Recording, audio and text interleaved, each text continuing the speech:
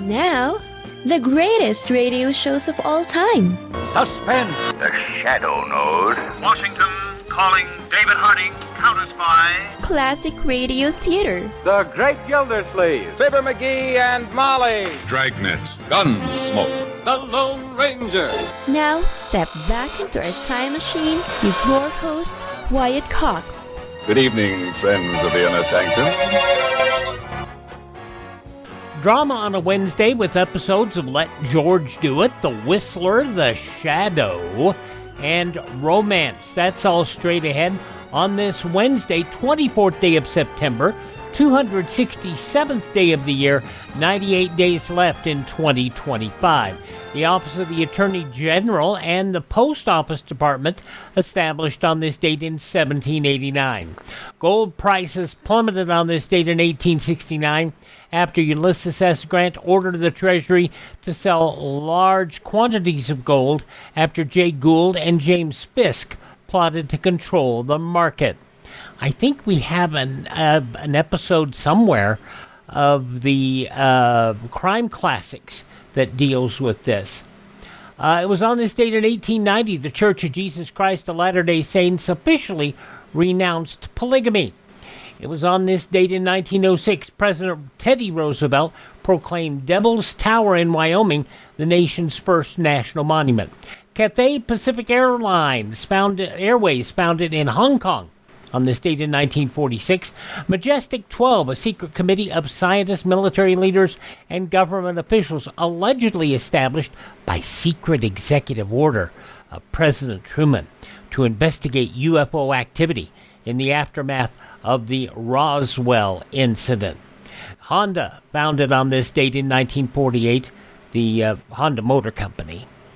President Eisenhower on this date in 1957, as we told you previously, sent the 101st Airborne Division troops to Little Rock, Arkansas to enforce desegregation.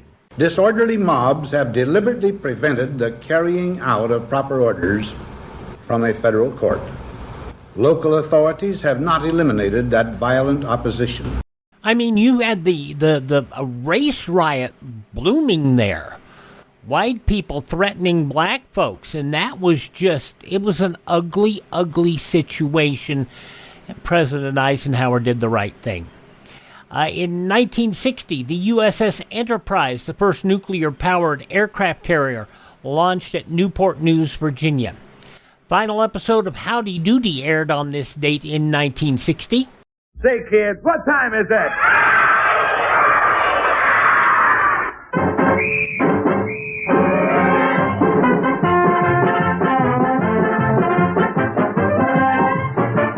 Oh, well, howdy doody, kids, and howdy, Buffalo Bob. Well, howdy, Mr. Doody, and boys and girls at home and kids in the gallery, let's go!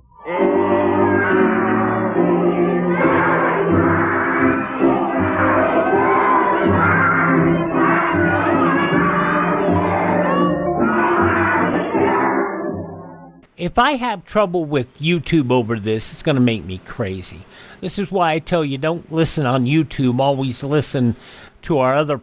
We're on every other podcast app. We're just on YouTube because some people refuse to go anywhere else. Anyway, the show aired for 12 years on NBC, ending on this date in 1960, 65 years ago today. Moving from ABC afternoons to NBC primetime on this date, Rocket J. Squirrel just flew there. Rocky and Bullwinkle. The show aired on ABC from 1959 to 1961 in black and white on Tuesday and Thursday afternoons before becoming the lead-in to Walt Disney's Wonderful World of Color. 1962, U.S. Court of Appeals ordered the University of Mississippi to admit James Meredith, the first African-American student at the University of Mississippi. Now, do you realize we've talked about TV shows and we've talked about nuclear subs, but the main focus has been dealing with discrimination against African Americans? Horrible. You know what else was horrible? The ratings for a show that premiered on this date in 1964, The Munsters. They did 70 episodes, canceled after ratings dropped to a low due to competition from ABC. Batman. Now, the ratings were low during its initial 2-year run, but the Munsters found a huge audience in syndication.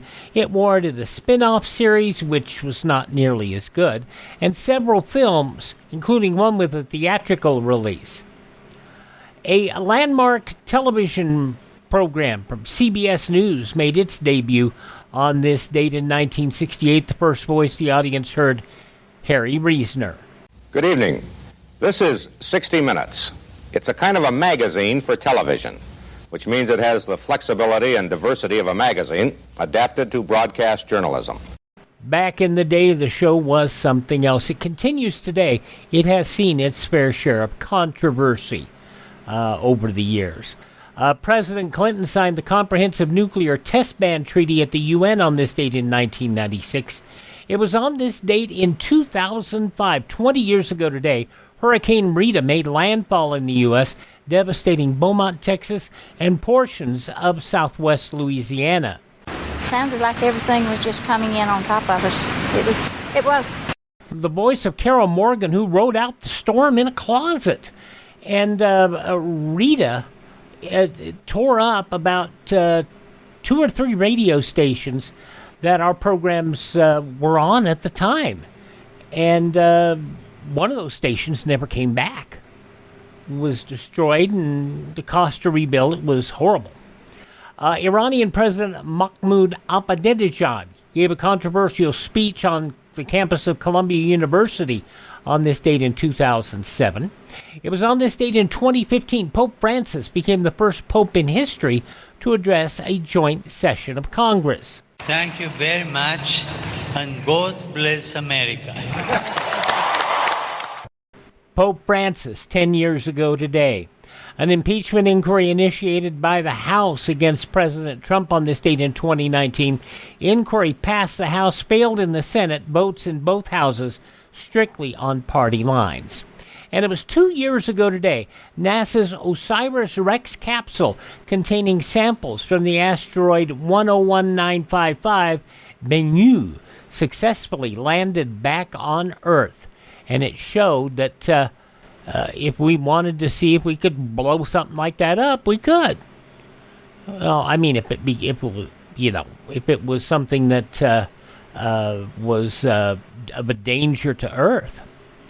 The daughter of Winston Churchill, Sarah Churchill, passed away on this date. She was an actress of some note. Commissioner Gordon on 60s Batman, Neil Hamilton, also passed away on this date. And Theodore Geisel, Dr. Seuss, passing away on this date in history. Birth dates of those who are no longer with us include Irish brewer Sir Arthur Guinness, novelist F. Scott Fitzgerald, from Three's Company and the Ropers, Audra Lindley, Mrs. Roper, from The Steve Allen Show, comedian Dayton Allen. She was on General Hospital, but I think her best renown, at least to me, was when she was Alice in the 1966 to 70 Jackie Gleason Show reboot. Sheila McRae, also a wonderful singer. Another fine actor, singer, Anthony Newley, born on this date. Jim Henson, born on this date. Linda McCartney, late wife of Paul McCartney, born on this date. Jerry Marsden of Jerry and the Pacemakers was born on this date. Lou Dobbs, whom we lost last year, born on this date. And actor Phil Hartman. All those folks born on this date, they have all left the building. Hi, this is Jeff Foxworthy. It is now time for the birthday announcements. The following people are now officially older than dirt. They include from Hercules and Andromeda, Kevin Sorbo, 67 today.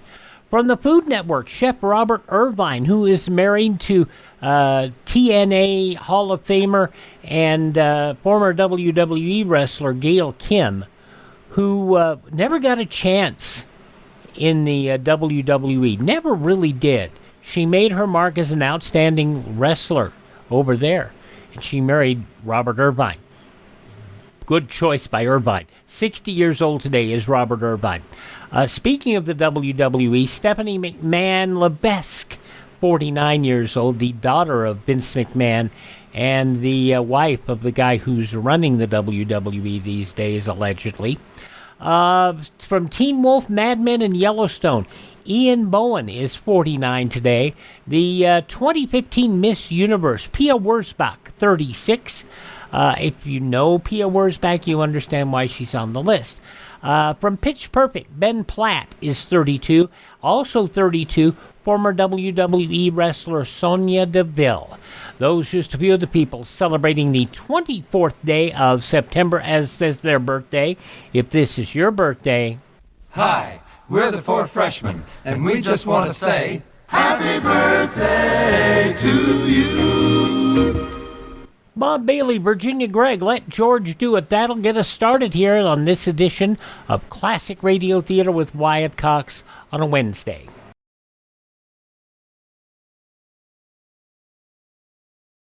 A wise farmer knows that he must get his livestock under cover to protect them from radioactive fallout. An attack may never come, but it's wise to prepare now. Okay, I'm going to admit something. The 2015 Miss Universe pageant was one that I enjoyed for multiple reasons. Not just the fact that Pia was a wonderful person, and I did get to meet her once years and years later, but and the fact that she was the first biracial Filipina to win the title. She was they had what 2 and 4 years from the Philippines. No, 3 and 4 years from the Philippines. No, well, I shut up. I'm saying things I don't know. But if you remember that pageant, Steve Harvey was the host, and Steve Harvey came out and announced Miss Colombia Arianda Gutierrez was the winner, and then she got the crown.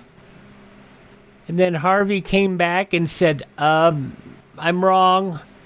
I read the results wrong. Pia Wurzbach, the winner. And that was, I felt so bad for Steve Harvey. But Pia, a wonderful lady of not only Filipina and German heritage, and then the family moved back to the Philippines, where the parents separated, and she has been very, very busy.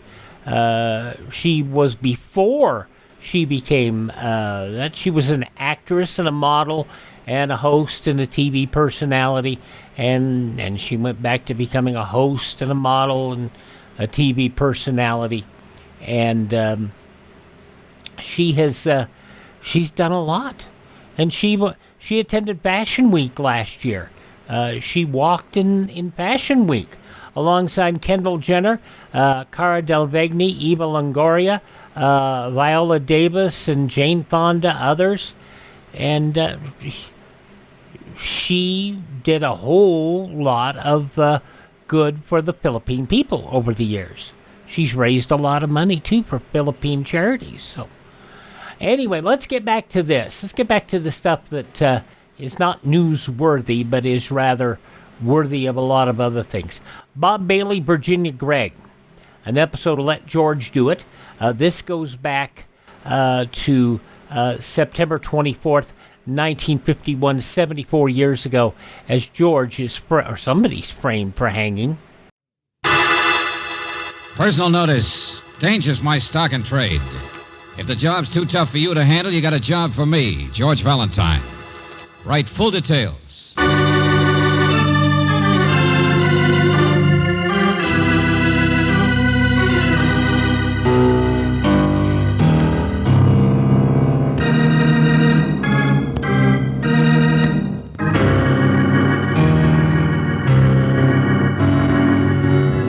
Standard Oil Company of California invites you to Let George Do It.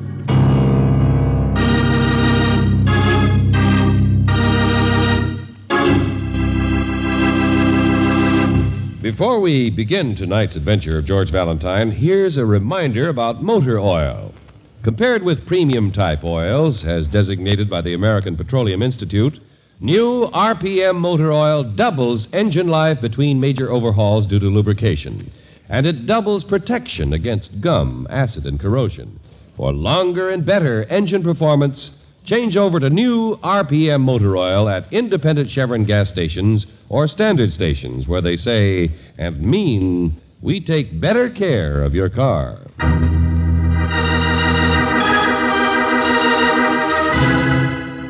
Framed for Hanging, another adventure of George Valentine.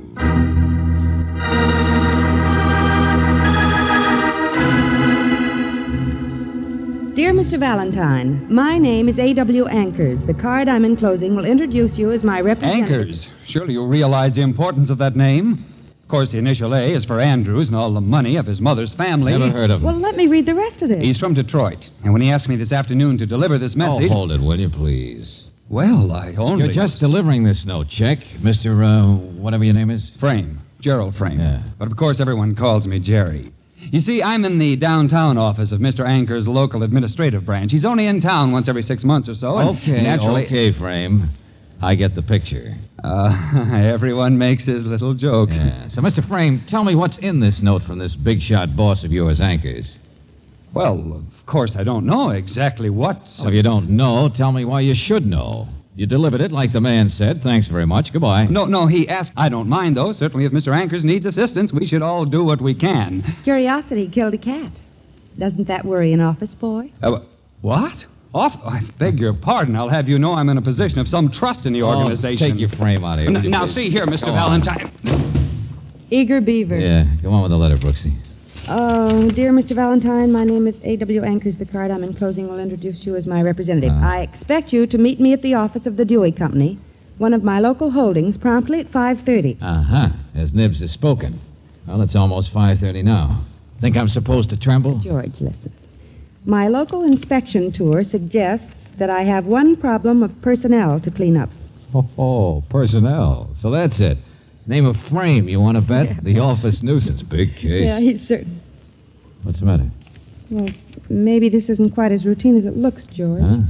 Mr. Ankers says, I normally don't interfere in these matters of local personnel, but I need your advice, since I certainly don't want to be the employer of anyone who might commit murder.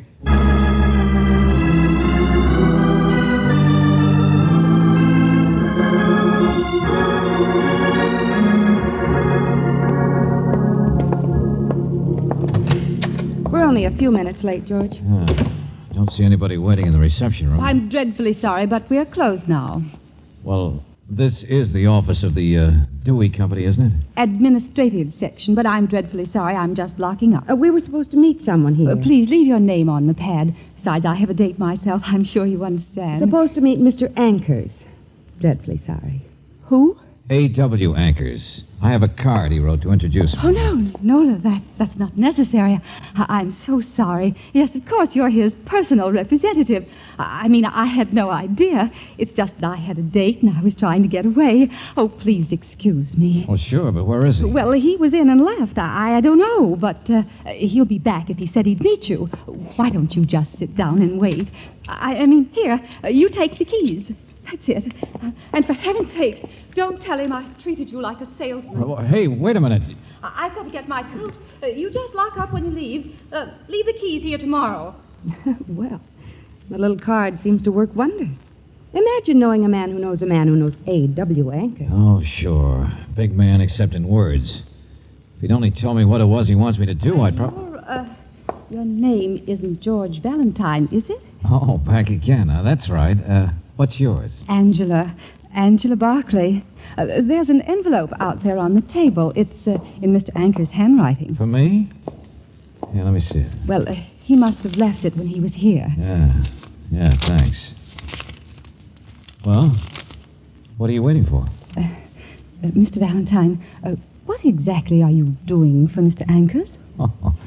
You expect me to answer that? Well, I don't want to be personal quite so quickly. No, of course you don't, darling. Mr. Valentine is nothing but a personnel man. Oh, well, I might be personnel, mightn't I?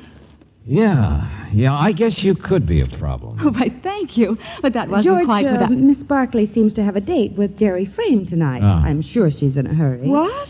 Well, how did you know? Guessed. He's a man we met once. Oh. I noticed Mr. Frame's picture on your desk, that's all. He looks much better without his glasses. Oh, well, he doesn't mean anything. He's just the pursuing type. You know how it is. And when your job throws you together with someone who's ambitious... Sure. You're curious and What? Oh, but I'll stay here if you like. I meant I could break the date or... I know. That's what I mean. You and Frame have one thing in common. You'd like to know what's in this letter. Well, good night, Mr. Valentine. Well, if looks could kill George, she might be the type any employer would worry about. Brother. You know, this case is crazy. More orders from the big man. Oh, what does Mr. Ankers say? Sorry, but I see no reason for waiting. Besides, the person I want you to meet and give me your opinion on is right there anyway. What? Well, then it is her. Wait, I'll call her. His name is Joseph Portland. Huh? Oh, that does it. Somebody we haven't even met yet. Joseph Portland. Yeah. He's right here. In the woodwork, I suppose. All the silly, crazy things. George, where are you going? To give Ankers the benefit of the doubt for about one quick look, then we go home.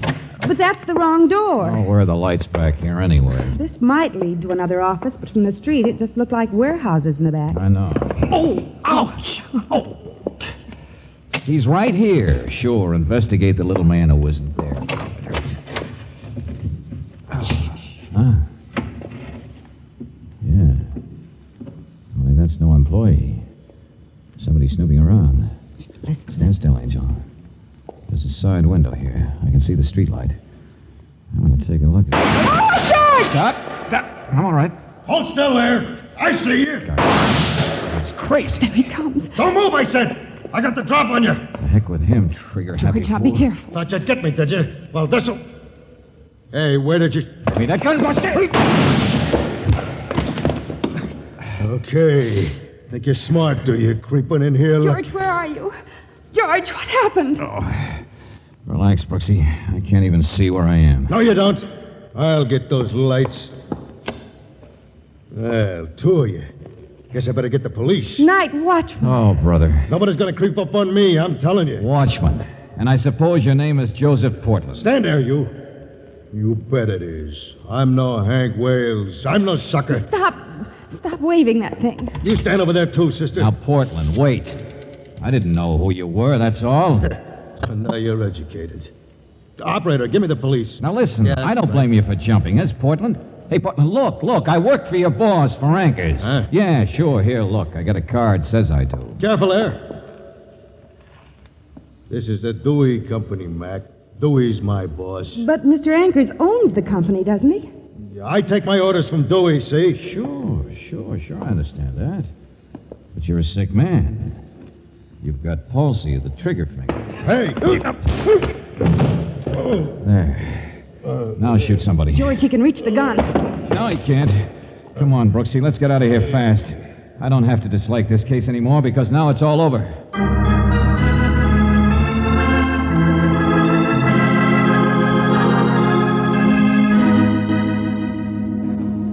But what business has Ankers got meddling with my personnel problem? Mr. Dewey, I don't know and I don't care. No, I'm not blaming you, you understand. Well, we are. It took too long to find you. But it'd take a lot more than 2 hours to find the mighty Ankers. So I'm telling you to get a new watchman down there and fast. Thanks and good night. Portland's all right. Ankers is crazy. I'll phone his hotel. Just because he buys me out is no reason for... Mr. Dewey, whom do I sue for being shot at? What? Yeah. But Joe is a watchman, and you He didn't even call out to us or ask what we were doing. Oh, you don't understand. His relief has been sick. I understand you got a nervous Nellie down there who's got to be replaced. That's all I care about. Mr. Valentine, I know what Joe Portland's like. He's been with me for a long time. So had Hank Wales. Who? George, that's the same name the watchman mentioned. Yeah. And Ankers ought to understand. He was in town when it happened. What kind of a bloodless machine is he? Maybe Portland hasn't gotten over it. Maybe he does need another vacation. Now, wait a minute. Who's Hank Wales? What happened? Well, I thought you knew. Hank was a buddy of Portland's before he was killed. Killed? Sure, last year. Oh, hello. Give me room 1610, please. Yes, Portland got shot in the leg, but Hank let them get the drop on him. Just from being such a polite watchman. Who got the drop on Wales? Who killed him? The same whoever it was who got away with the payroll and the rest of it. Didn't you ever hear of the amalgamated robbery? That was us. $250,000. Oh, I see. No wonder Portland's still a bit nervous. Oh, hello, Mr. Ankers. Here, give me that. Hello? Hello? Who is this? Hello? Mr. Ankers, this is that sucker named George Valentine you sent down to get shot at. What's that? What are you talking about? I'm sorry to wake you up like this in the middle of the night, but I wanted to give you a report. That's more than you gave me before I started. What? No. I gave you his name, Joseph Portland. I wanted your opinion, having such a nervous watchman, but you didn't wake me up. The police did. They're standing here right now. What? I just hired you too late, that's all. Joe has murdered a man, just as I was afraid he might. Joe has... Yes. Killed a prowler not over half an hour ago. Prowler. I knew that man should be fired. Okay, Buster, let's have it. Fine watchman. Portland shot one of my own men, that's what he did. Some worthless young eager beaver from the office uptown. He killed a fellow named Gerald Frame.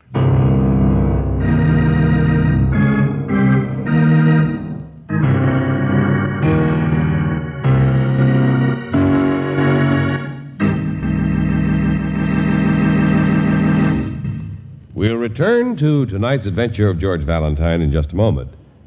You don't have to be a musician to know that you can't play a melody with just one note. And trying to make your car give all-around performance with just one gasoline quality is equally impractical. Refinery engineers can make a gasoline that will stress one performance quality above all others. A gasoline can be produced that gives you quick starting but very little mileage. Another may give you lots of power but lack other necessary performance qualities. The makers of Chevron Supreme take into account the fact that a gasoline must have many different qualities in order to give all-around performance. Chevron Supreme gasoline gives you not one, not two, but all 8 high-performance qualities in correct balance. They are power, mileage, anti-knock, vapor lock prevention, starting, warm-up, acceleration, and area blending, qualities that are right for the kind of driving you do where you do it. Be sure your tank is filled with not one, not two, but all 8 high-performance qualities. Qualities you get in every gallon of Chevron Supreme at standard stations and independent Chevron gas stations where they say and mean, we take better care of your car.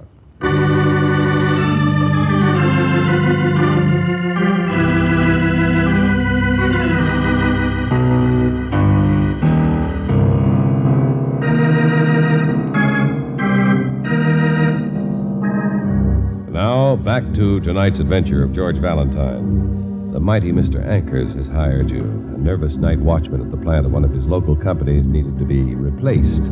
The only trouble is he wasn't replaced soon enough. He's killed a man, the eager beaver named Jerry Frame. Well, if your name is George Valentine, it's a little hard for you to believe that this is anything but murder. He was crawling along there, I tell you. I thought he was trying to get in where the files are kept. But couldn't you recognize him? Worked for the same outfit that you do? I'm a night watchman. I never seen him before. It's true Frame had no business coming down here, Lieutenant Johnson, except in the daytime. Just a minute, Mr. Ankers, please. Joe, didn't you challenge him or anything? You think I'm doing guard duty? So you shot first and asked questions afterwards? Oh, leave me alone. You should have been fired months ago. Yeah, you can say that again. I'm not going to end up dead like Hank Wales. You cops ought to know what it's like to be all alone and responsible when people are snooping around. Yeah, he's right about one thing. This Frame guy was snooping, all right. Came in through a side door to the plant entrance. Well, I'll grant you the young man was apparently the type who nosed into everything he could. What was worth snooping for? I understand you don't keep oversized payrolls around anymore, Mr. Ankers. Of course not. Not since the robbery last year. Insurance company won't allow it. Oh. You're insured now. Why? Wasn't he before? Not completely. That robbery where the other watchman was killed and Joe here wounded cost me the tidy sum of $75,000. So if you think this was none of my business, if you think I can sit around and be kind-hearted like Dewey has been doing... Okay, I get the idea. Thanks very much. Of course. Whatever you wish. He's sure the high and mighty, ain't he? Hey, Joe, what did you mean people had been snooping around? Huh? What you said a minute ago. I don't mean Jerry Frame because I'll believe it about him. I don't know. Sure, there's been something going on, but I don't know what. Past week or two since my relief's been sick, 2 or 3 times somebody's broken in, but I couldn't catch him. Better be more specific than that, Portland. Nobody's going to get the drop on me like they did on Wales. I got a gun, I use it. This plant was robbed once, mister. Sure, Wales, he yelled to see what the noise was, like a sucker. They slugged him, then they killed him with his own gun. Same one got me in the leg. Sure, me, I come running like a sucker, too, but not anymore, I'm telling you. Joe, I'm the stop watchman. it, Joe. I know. Jitters. That's what's wrong with me, ain't it? Maybe Anchors is right. Maybe I ain't got no business working here. Sorry I shot that man tonight. Okay. Come on, Portland. We got some records to fill out. Wait a minute, Lieutenant. Yeah? Hello, Sergeant. Listen, we got the gun. Huh? What gun? You're way behind times. Portland here is going to sign a statement he killed a man. What are you talking about? No, here, look. Let me see that. Property of J.F. Dewey Company, police special. Hank Wales' gun. What? I worked on the other case last year, Lieutenant. So did one of the ballistics men. He thinks it'll check out. The gun that killed Hank Wales a year ago. The one that was taken away from him at the time of the payroll robbery. That's it, sir. Holy shit. Might explain why that jail Frame was snooping again. We found this gun in the top drawer of the desk in Frame's apartment. First lead we've had in a year. I know, but wait, Johnson. All I want to know is whether that old robbery and murder was committed by one man or by a gang. One man, and I bet it was an inside job. Maybe it was Frame himself. He was snooping again tonight, wasn't he? He had the gun, didn't he? Hey, wait a minute. Where are you going? Your figuring's a little wrong, Johnson, but straighten it out for yourself. Meantime, I'm going to see a girl about a date.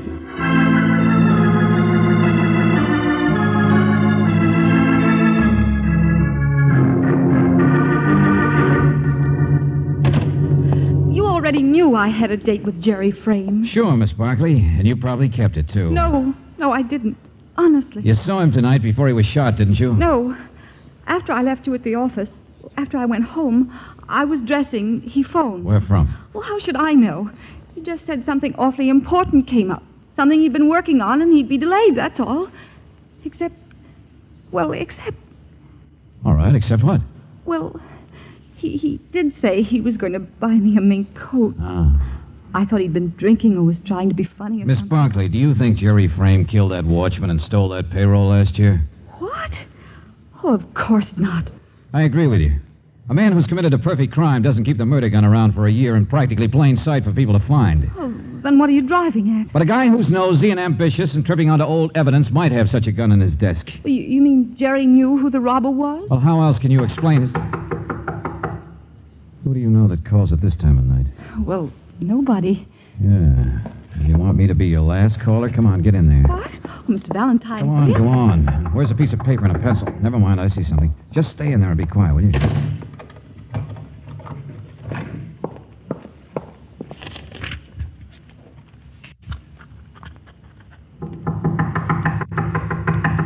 Miss Barkley? I'm sorry, I didn't hear... Oh, hello, Mr. Dewey. Valentine. Yeah, me. Your receptionist doesn't seem to be here. Well, I thought she might be upset, that's all. She knew this boy who got killed. Yeah, I know. What are you doing here? Same thing you are. You knew she had a date with him tonight? No, I just thought she might be able to help tell us what Frame was up to. But if she was actually planning to be with him, was actually in on whatever he was... I don't really know that. I just thought... there's a note here. Oh, I didn't pay any attention, just sitting here waiting for her to show up. Lane 62, 1:15 a.m. Well, yeah, but it's not her handwriting. It might be his, mightn't it? See here, Valentine, she's not mixed up in any of this. I'm waiting to find out. I mean, well, it's Anchor's company now. He's the one responsible. But I know my personnel. This is all up to the police, not us anyway. Sure. Run along if you want. Yes, I guess I might as well. Sure, you do that. Mr. Valentine! Valentine! What do you think you're doing in there? Be quiet, lady. I'm thinking. Let me out of here. I heard those things you said. There isn't any note in there. Be quiet, I said. You're running away. You've already left for the airport. What? You're crazy. Get that key and let me out of here. Have a nice time in the waiting room. Happy landing. See you later.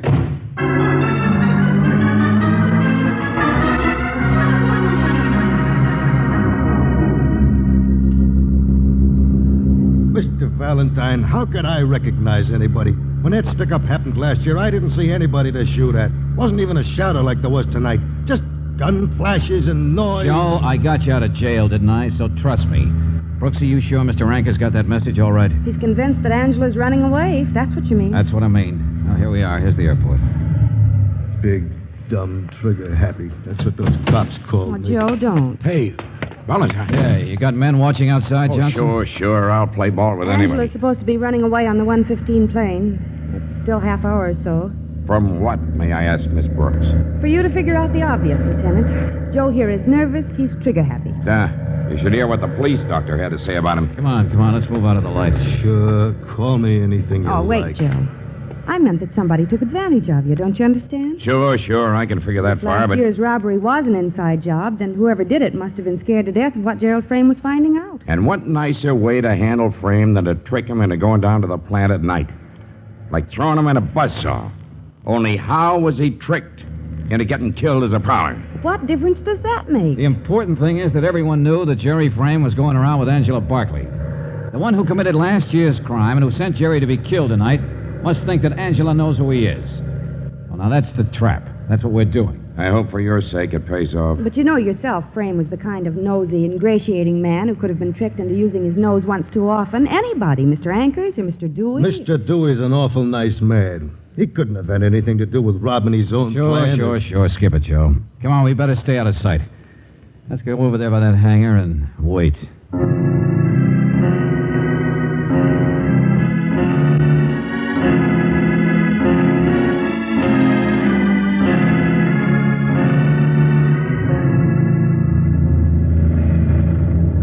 George, the plane's leaving. The police didn't do a thing. They didn't stop anybody. The plane's leaving. Yeah, sure. Good bear trap. It just didn't work.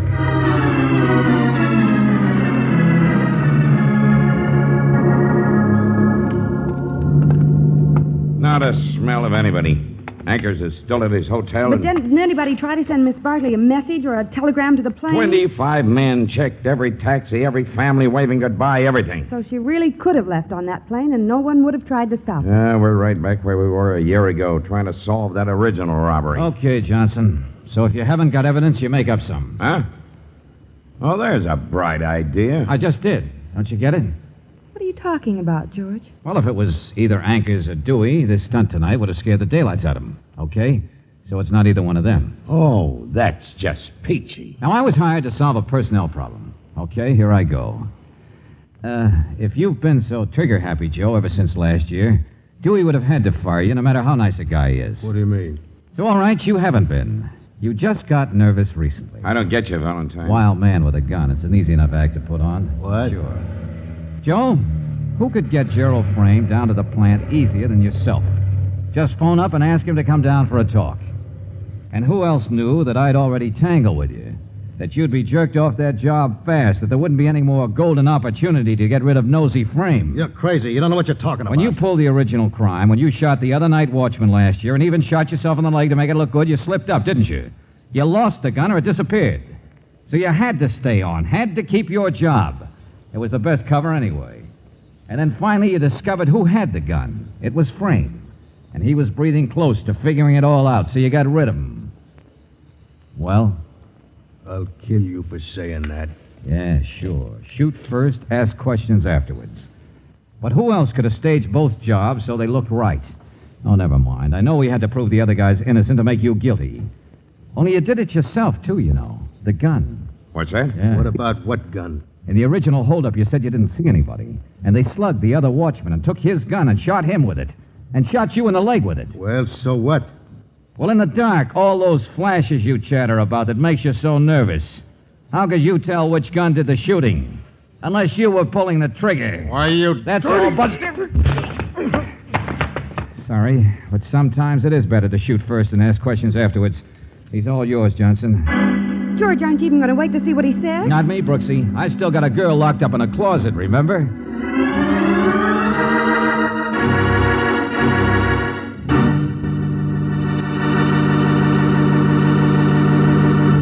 You know, every evening it gets dark a little earlier, and you're probably doing more driving during the twilight hours, the time when most accidents occur.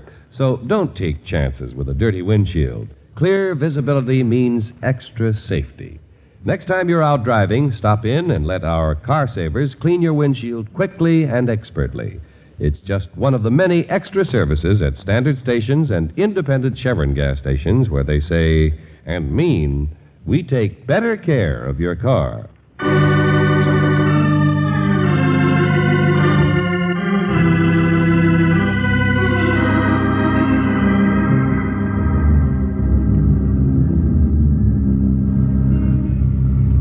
George, you mean Angela didn't have anything to do with it? That's right, Angel.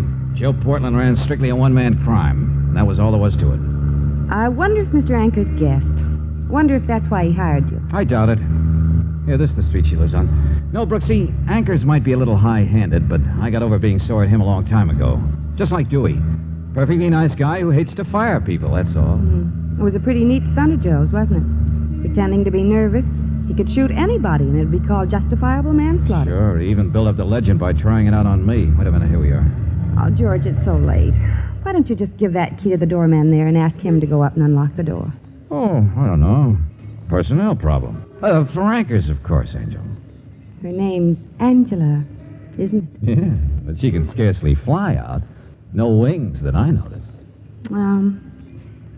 You call me Angel sometime. You did just now. Sure I did. What's the matter? She's not that good looking. George, I don't have any wings either. Hey, you doorman, catch. Go upstairs and open the door, will you? I'm busy here. I got a little personnel problem.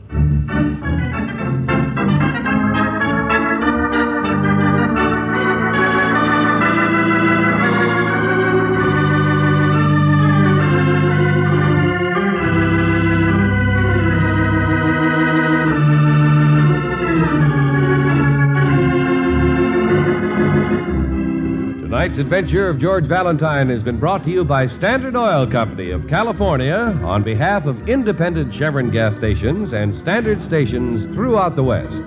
Robert Bailey is starred as George with Virginia Gregg as Brooksy. Let George Do It was written by David Victor and Jackson Gillis and directed by Don Clark.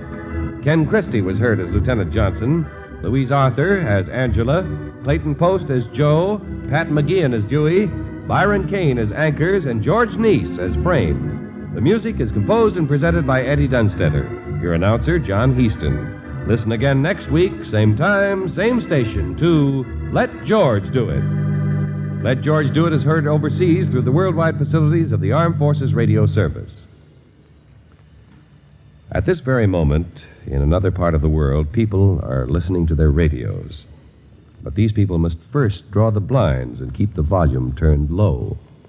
They are the people who live in Soviet-dominated countries, and they are listening to Radio Free Europe as it keeps alive their hope for freedom. Now, Radio Free Europe needs your dollars to help truth fight communism. Send your contribution to Crusade for Freedom, Empire State Building, New York 1, New York. This is the Mutual Don Lee Broadcasting System.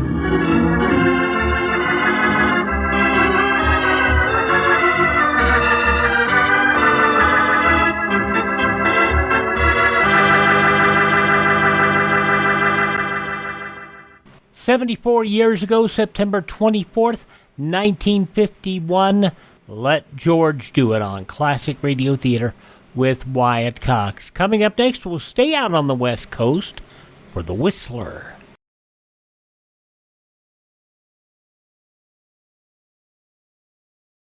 There is a defense against radioactive fallout. During enemy attack, get to a shelter immediately. Stay there until local officials advise you it's safe to leave. Be prepared.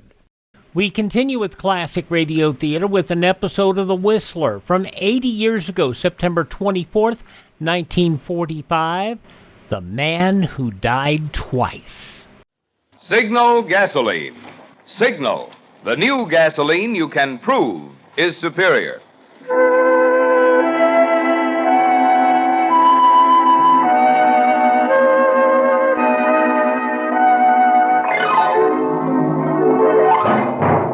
The Signal Oil Company and your neighborhood signal dealer bring you another curious story by The Whistler.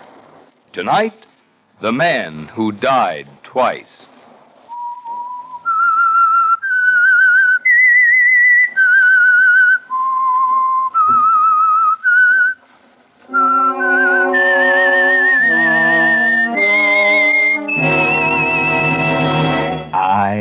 am the Whistler, and I know many things, for I walk by night.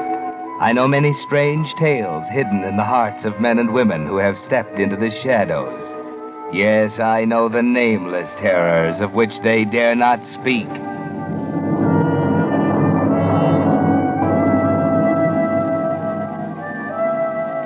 It wasn't until a year or more after his second death that the public learned the facts in the case of Stash Wilk and made him famous posthumously as the man who died twice. That was an interesting story in itself, but it was really only a prologue to a bigger story, one which the public never knew in full.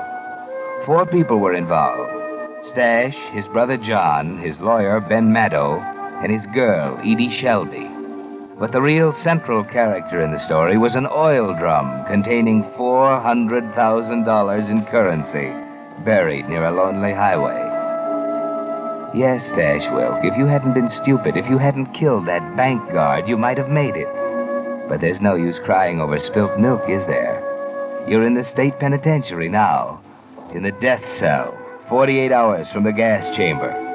And all you can think of is the $400,000 buried in the oil drum near the highway, safe. Only you know where it is, Stash. Maybe that's why Ben Maddow, your lawyer, is trying so desperately to get you a reprieve. But listen to reason, Stash. I tell you, we saw the governor. They all turned us down. There must be some other way. Where's Edie? I gotta see her. She's coming with John. My brother? What's he doing here? Trying to help.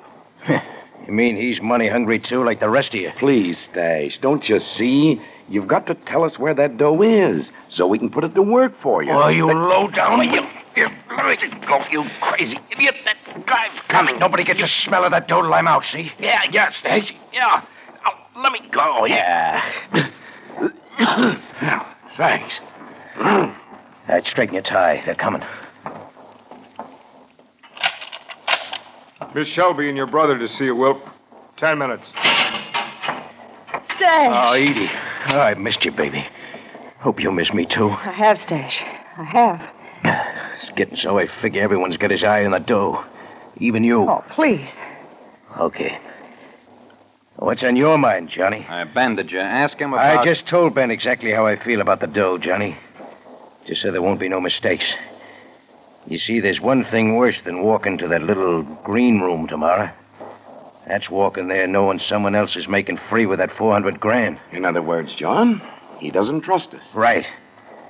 Once I'm out, it's a different story, of course. Of course. Well, that leaves us just one alternative. What's that? It's a long shot, Stash, but that's about the only kind we have left. It'll take money. Now or later? I think you'll be satisfied with later. Who? The doctor. Are you kidding? What good can a doc do me? Let him talk, Stash. It's this way, Stash. With the right injections, a man who's been gassed to death can be brought back to life. Brought back? What are you giving me? What kind of a double cross is this? Are you all crazy or something? Relax before you have the guard here. I'm telling you a plain fact. A man who's been gassed and pronounced dead can be revived, providing you get him to the right doctor fast enough. Now, cigarette, anyone? Yeah, I'll have one. Thanks. A little less noise now, huh? Yeah. Well, Stash, you ready to listen to details? Don't have much choice, do I? Okay, Johnny, I'm listening. But get this straight, the 3 of you. I don't do no talking about the $400,000 till I'm out of this pen. And you can figure how much talking I'll do if I come out dead.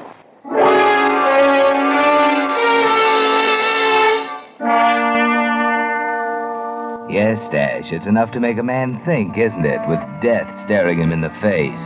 The guards at the prison notice the change right away, and the report goes to the warden that with a little more than a day of life left you, you've changed from a surly, scowling brute into a model prisoner. Meanwhile, Ben Maddow and your brother John are making preparations. And finally, on the morning of the execution... What time is it, John? Almost 5. That doctor was Don't worry, I told you. He's got the schedule. You're sure of him? Positive. He's done it before. We have exactly an hour. He goes into the gas chamber at 6 sharp. Where's that laundryman? Outside. Well, get him. Hey, come here in a minute, will you? Yeah. You got everything straight? Yeah, I think so, Mr. Maddow. He goes into the chamber at 6. Ought to be out at 6:10. They'll take the body direct to the prison crematory. You meet the wagon at the southeast at exactly 6:13. You exchange that body in the sack in your truck for stash. Yeah, I know. Now, there can't be any slip-ups. A delay of a minute might make the difference between life and death. It's got to be split-second timing. You understand? Yeah. All right, get out and check your truck. And don't let the prison guard suspect this is anything but your usual laundry pickup. Right, boss. I'll be back at 6:20 sharp with the body.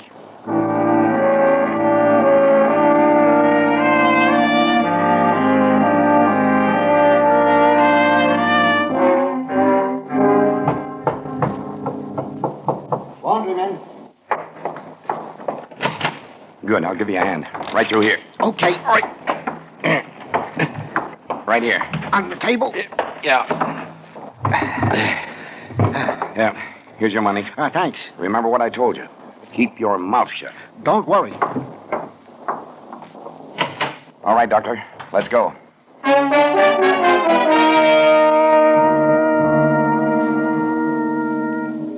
Methylene blue. Here it is. Needle? Right. There. Oxygen on. It's on, Doctor.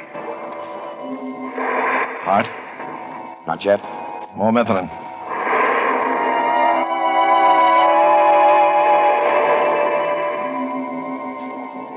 Heart? I don't know yet. I can hardly tell. Give me that stethoscope. Here you are. Let's see. Wait a minute. Give him more oxygen. He's starting to breathe, Doctor. How's his heart? Easy. Now down on the oxygen a little. Steady. He's really breathing. All right. We'll keep the oxygen on a little longer. Doctor, is he... Yeah, he's out of the woods. He'll live? He has an excellent chance. Cover him with a couple of blankets. How long before he'll wake? There's no way of telling yet. The main thing now is that he's alive. If his constitution is as strong as I think it is, he'll come through.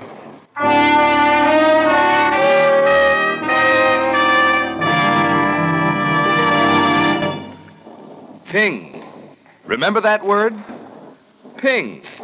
It's what cars used to do going up hills and on the getaway before the days of New Signal. The new gasoline you can prove is superior. But ping is a lost word now, on its way clear out of the motoring vocabulary. For with New Signal gasoline, tired old motors purr with pleasure, even when they're working hard. But higher anti-knock isn't the only improvement you'll notice when you try Signal's new super fuel. No, indeed. In addition, you'll enjoy quicker starting the moment you touch the button, faster pickup that you can really feel.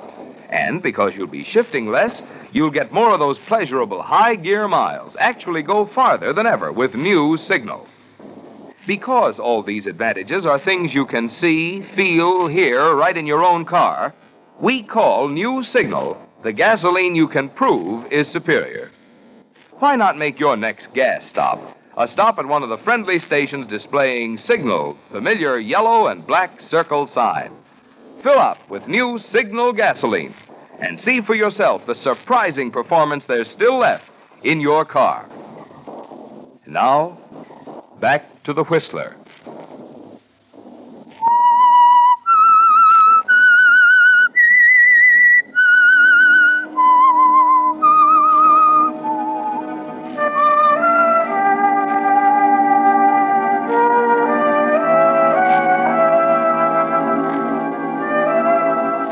$400,000 is a lot of money, isn't it, Stash? It brought you back from the dead.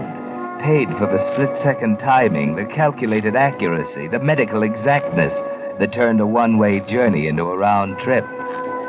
You remember nothing from the time the paralyzing fumes surrounded you as you sat trapped in the gas chamber.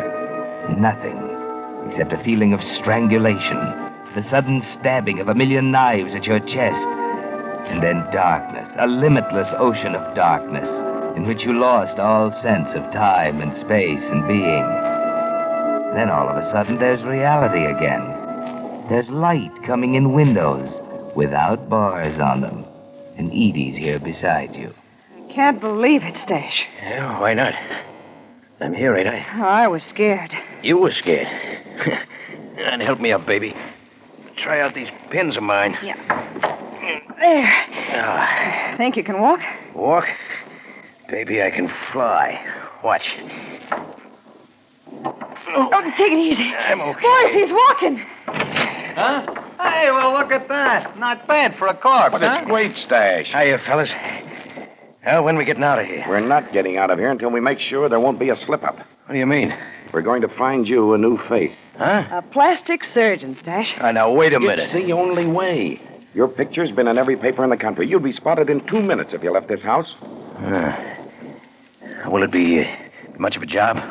$30,000 worth. He must be good. He is. Okay, pay him. Let's get it over with. He wants it in advance. Well, lay it out. What's the matter? Ain't my credit good for 30 grand? Hey, take it easy. We worked hard to get you this far, and we want to finish it, but we're broke. What are you giving me? What do you want? An itemized statement of how much it costs to buy your skin? All right, here it is. $5,000 each for the 2 attendants. $1,000 for the other stiff. $1,500. You'll get it back with interest. You know that. Sure. We trust you, Stash. And what are you after? It isn't what we're after. It's what we've got to have. That $400,000, or enough of it to buy the plastic surgeon and then get us all out of here. But it ain't safe for me to go after it. You said so yourself. That's right, I did, but what about one of us? Or don't you trust us yet? No, I don't know. Let me think.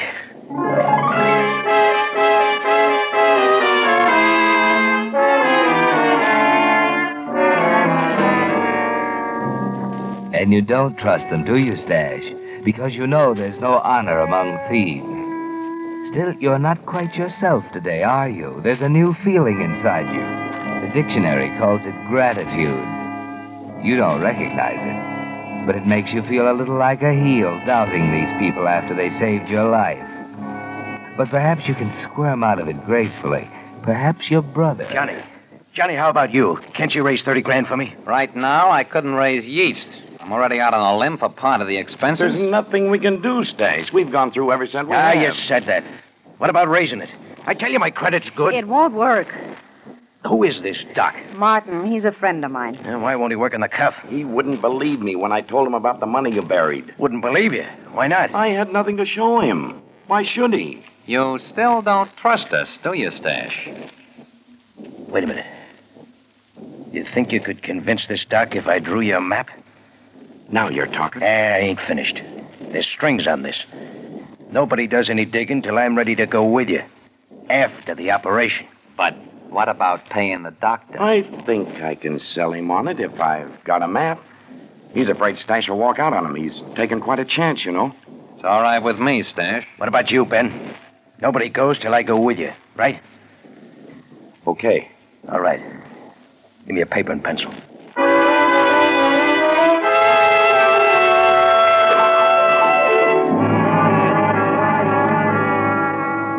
Then right at this point, on the left side of the highway, there's an auto club road sign. 20 yards from there, right on a line with this rock, you'll find an oil drum buried. See? Right there. You can't miss it. Thanks, Stash. Now, you better run out and wrestle up that Doc. I want to get... Ben. Get your hands up, Stash. Over against the wall. Hey, what's you going too, on? John. Edie, you're not going to let him do... Oh. So that's how it is, huh? That's how it is, Stash. I'll kill you, you little double-crosser. Get back to the wall, you... There. That's better.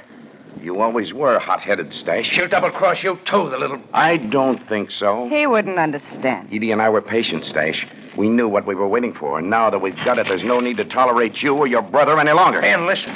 You got $100,000 coming to you. Knock me and Johnny off, you just wind up with a murder rap. And 300,000 more. Don't forget that. Yeah, a lot of good that'll do you when you're walking the last mile. That's right, ain't it, Johnny? Not exactly. There's no crime in killing a man who's already been executed. No, Johnny. Not you, too. Look, Maddo, you're the boss now. I'm only suggesting you haven't much to gain by rubbing me out. Ben, he's right. We don't want to spend the future ducking the cops. That's no worse than ducking Johnny Wilk. For what?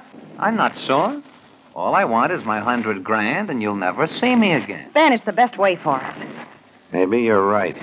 Maybe it is smarter. Step out of the way, John. Ben, don't. Ben, for heaven's sake.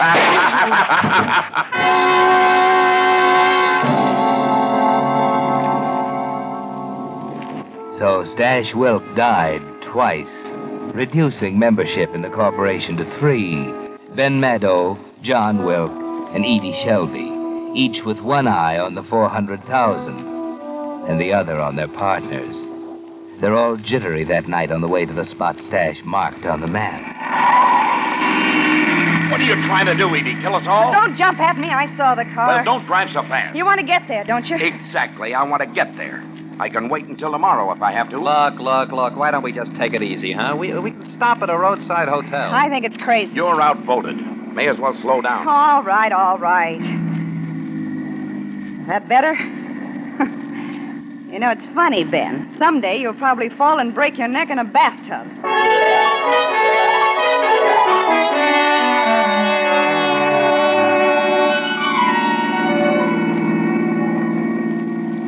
There's a place ahead. Pull in there, and I'll see if they have any rooms.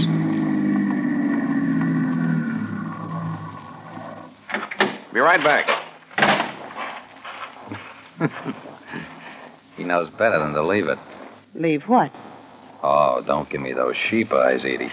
You had your eyes in his inside coat pocket ever since we left. And don't tell me you're in love with the old goat, neither. You're pretty sure of yourself. I know women. You know me? Yeah? That's nice. Could be a lot nicer with old Graybeard out of the way. Any ideas? A few. For example? Mighty nice layout here. All these second-story rooms with balconies. I don't get it. Just watch me. That's all I've been doing since we met. Sort of like it, Johnny. Watching you. Wait a minute. Here he comes. Hey, what's the dope, Ben? Just talk to the maitre d'. We can get dinner and rooms. Did you reserve the rooms? Not yet. I wanted to check with you first. That's great with me. Come on, Edie. Yeah, I was thinking we could pick up a couple of those view rooms on the second floor. With the balconies? Mhm. Just what I had in mind. Look at that sky, will you? Oh, what about it? Nothing. Except it is going to be a beautiful night, isn't it?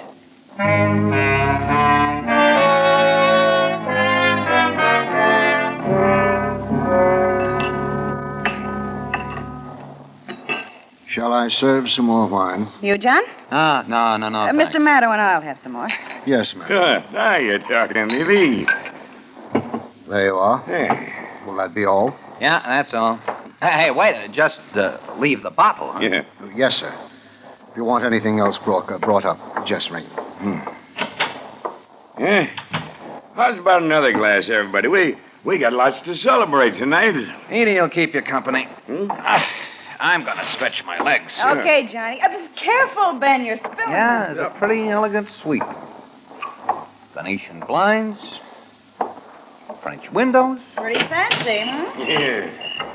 Yeah. Private balcony. Yeah. Nice and private. Well, I'll see you two later. Sure you won't have another drink? No, thanks. Oh, by the way, Edie, you were right about it being a beautiful night. You two really ought to have a look outside. I don't know why, but that guy gives me the woolies, Edie. I'm beginning to think I shouldn't have listened to you. Oh, forget it, Ben. Tonight we celebrate, remember?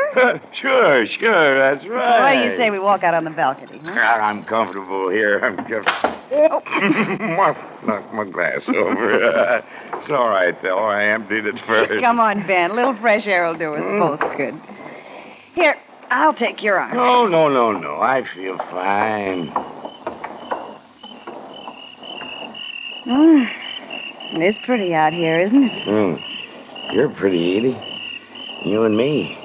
We're going to have a great time, aren't we, huh? Why not? We'll have $300,000 to keep us warm, Edie.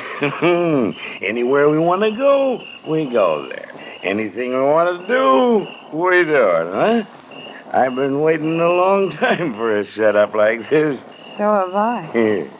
Oh, Ben, look. Right in our backyard, a deer. Yeah? Oh, that's nice. Oh, look at him, Ben. He's cute. Huh? I don't see anything. Here, get where I'm standing. Right by the rail. Huh? I still don't see anything. He's down under our balcony. You'll have to lean over to see him. You sure it's not an elephant? Little pink one? You're seeing things, Edie. Maybe we'd better go... Hey, God! What are you... Ah!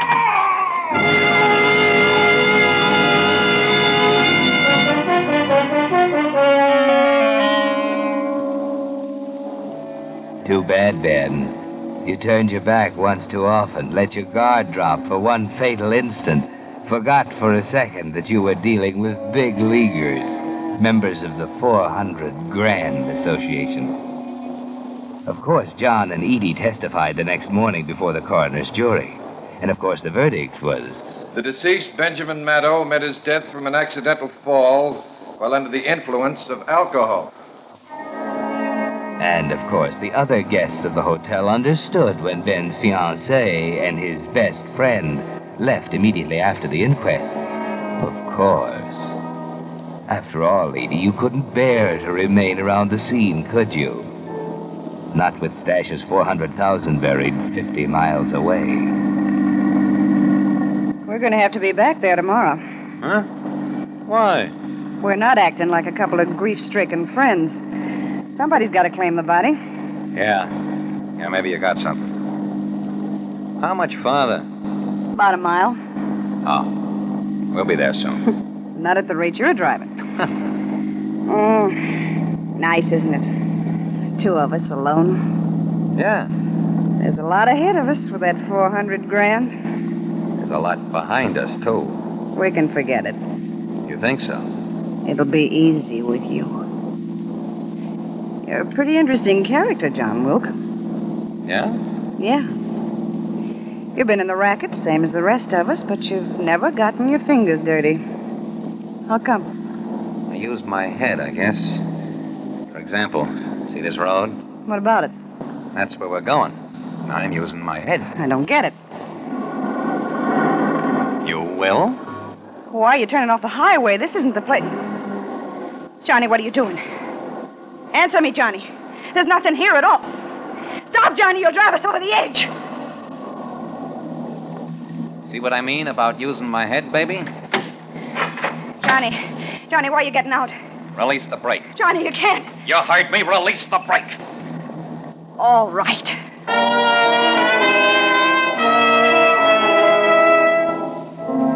You know what he's doing, Edie. He's too smart to shoot you with that .38 he's holding. The shoulder of the road slopes down for about 10 feet. Then the cliff. They'll find you in the wrecked automobile, and there'll be no telltale bullet holes. You're thinking fast. You've got one chance, haven't you? There, he's behind the car now to start it rolling down the slope. That's it. Into reverse, quickly. Run him over. I got him. You're going to have to turn around. It's narrow, but you've got to make it, Edie. That's right. Now into reverse. You have to back close to that edge. You have to watch where you're going. Better take your eyes off John for a minute as he lies on the other side of the road. Johnny! No! Keep right on going, baby. Right on over.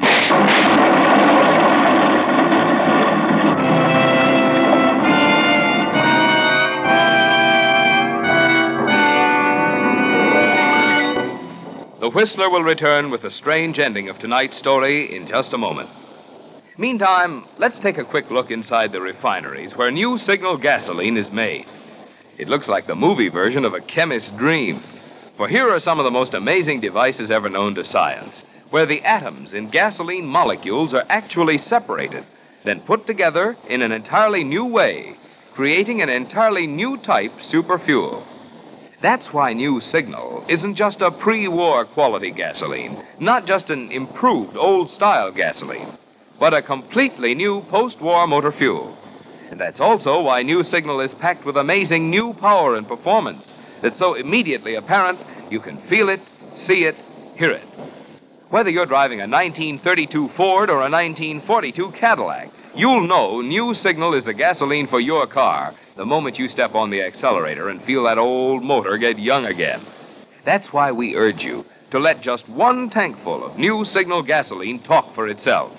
Let its quicker starting, faster pickup, higher anti-knock, and longer mileage demonstrate in your car why new Signal is actually the new post-war gasoline you can prove is superior. And now, back to the Whistler.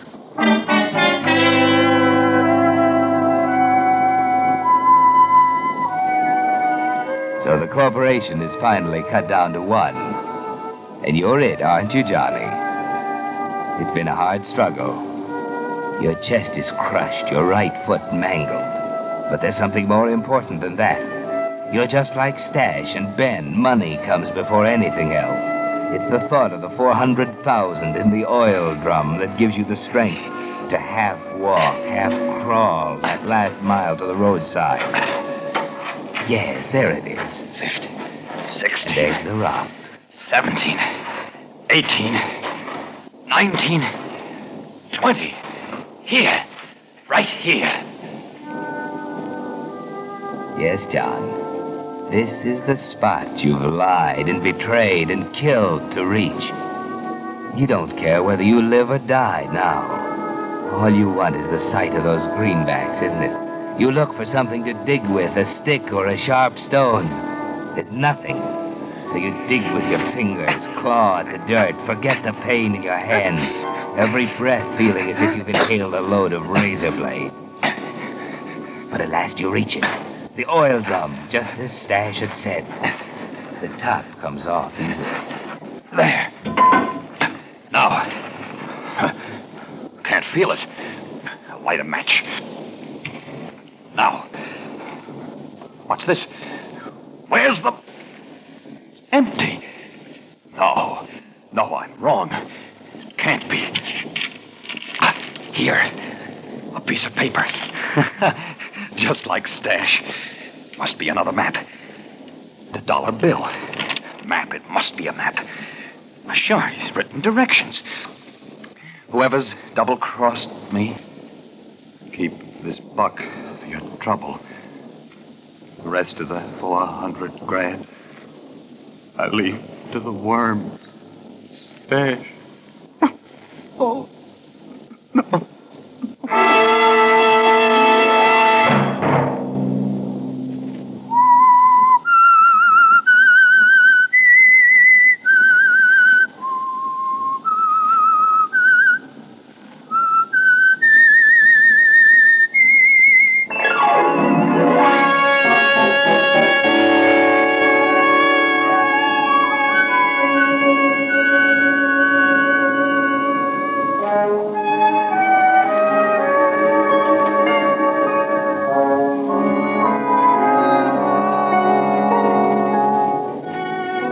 Next Monday at 9 o'clock, the Whistler will bring you another strange tale. The curious story, Death Wears a White Robe. The Whistler is broadcast for your entertainment by the marketers of Signal gasoline and motor oil and fine quality automotive accessories, and by your neighborhood Signal dealer. This program, directed by George W. Allen, with tonight's story by Stanley Rubin, music by Wilbur Hatch, is transmitted to our troops overseas by the Armed Forces Radio Service. This is Marvin Miller speaking, and suggesting that you try new Signal. The new gasoline you can prove is superior.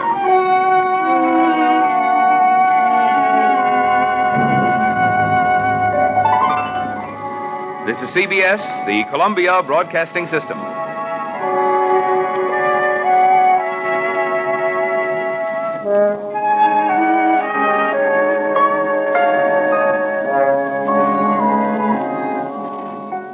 Another West Coast program, primarily because Signal gasoline was only sold in the western United States. And why should you have it on nationally?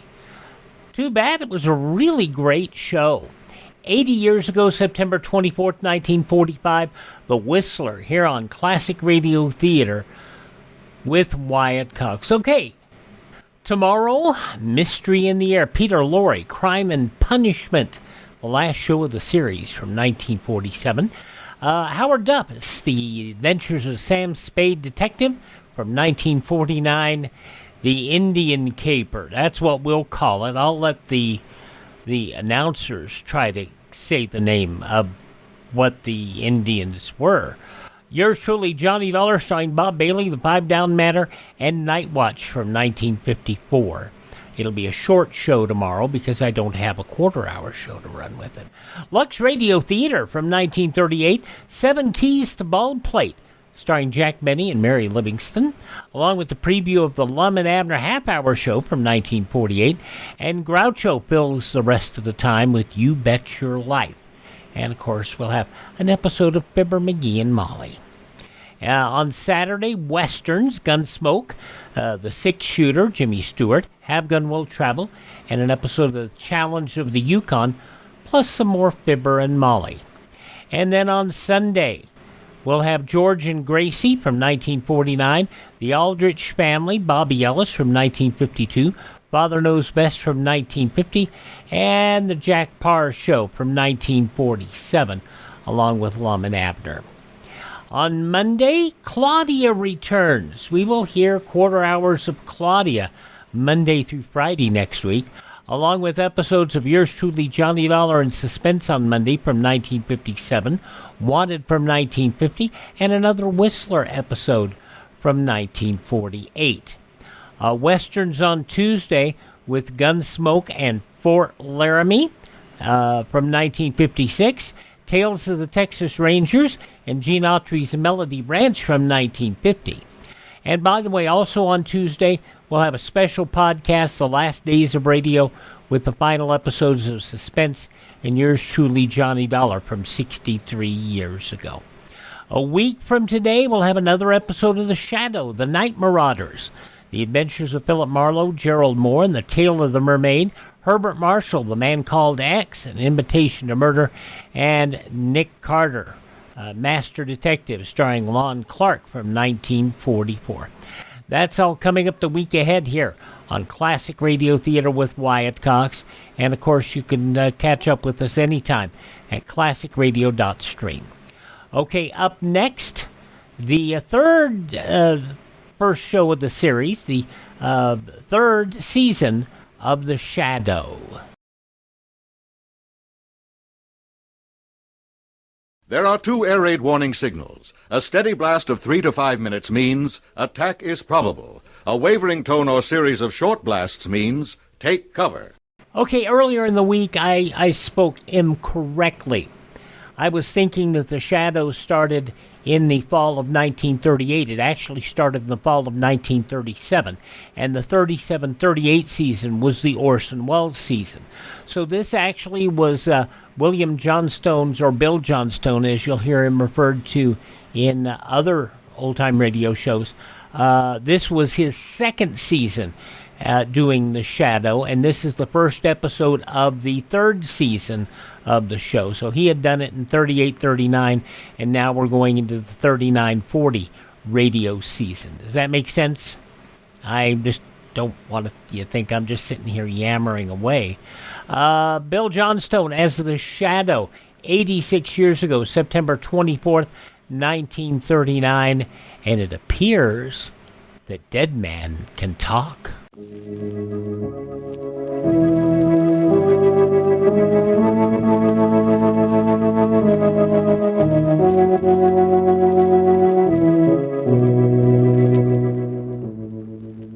knows what evil lurks in the hearts of men? The Shadow knows.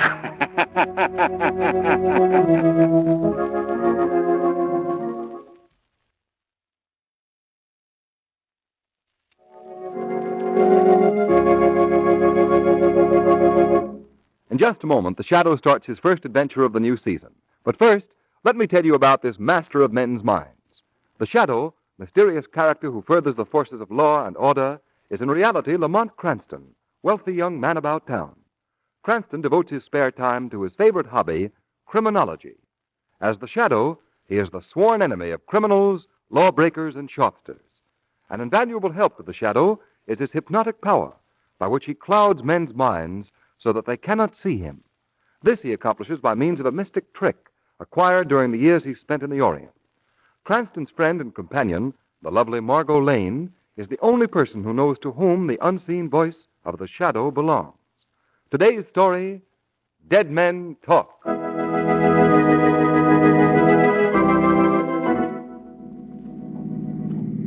Lamont? Lamont? What? Look, darling, there's something I think you ought to know. Yes, what is it? Promise you won't tell anyone? Of course, Margot, of course. You just went through another red light. Oh, sorry. You know, there's nothing duller or harder to be with than a crime detective when there's no crime to detect. Well, if you'd rather not be with me, I know. You'd be very glad to take me home.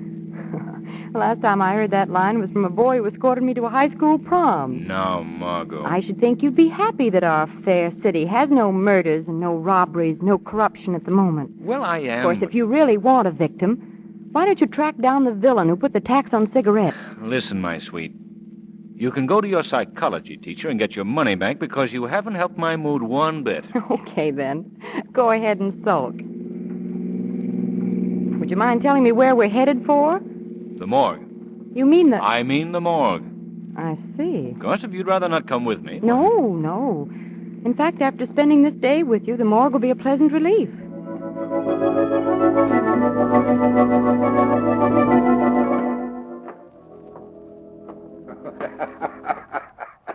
Well, glad to see you, Mr. Cranston. Oh, how are you, Mr. Tuttle? I'd like you to meet Miss Lane. Well, glad to meet you, Miss Lane. How do you do? Mr. Tuttle is our very efficient keeper of the morgue. I see. Yes, Miss Lane. And we're open for business here 24 hours a day. Anybody in particular you were looking for, Mr. Cranston? No, you're just driving by, and I thought I'd drop in and see what was going on. Well, business is very slow right now. Very slack. But I suppose that's true of every business. But we did have a new one today. An old derelict died of pneumonia. Exposure, I guess. There he is over there. Oh, yes. Poor chap. Rather nice-looking old boy, isn't he? Is he the only new one? Yes, up to now. But stick around. You know the old saying, you never know what's going to turn up, eh, Miss Lane? Yes. Lamont, let's get out of here.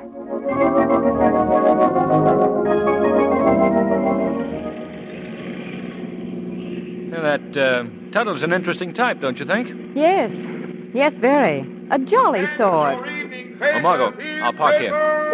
Will you tell him we want the evening news, please? Yes, surely. Boy. Yes, miss? Evening news, please. Here you are.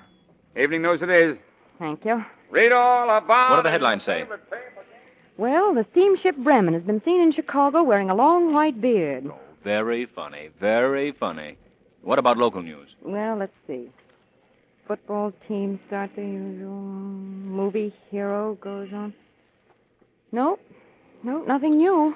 Oh, why doesn't something happen? Good evening, Miss Lane. Mr. Cranston. How are you, Mr. Harvey? Hello, Harvey. Say, how are things at the bank? Well, just fine, thank you. Had any good robberies lately? Oh, we've been... What? Skip it. So long, Harvey. Yeah.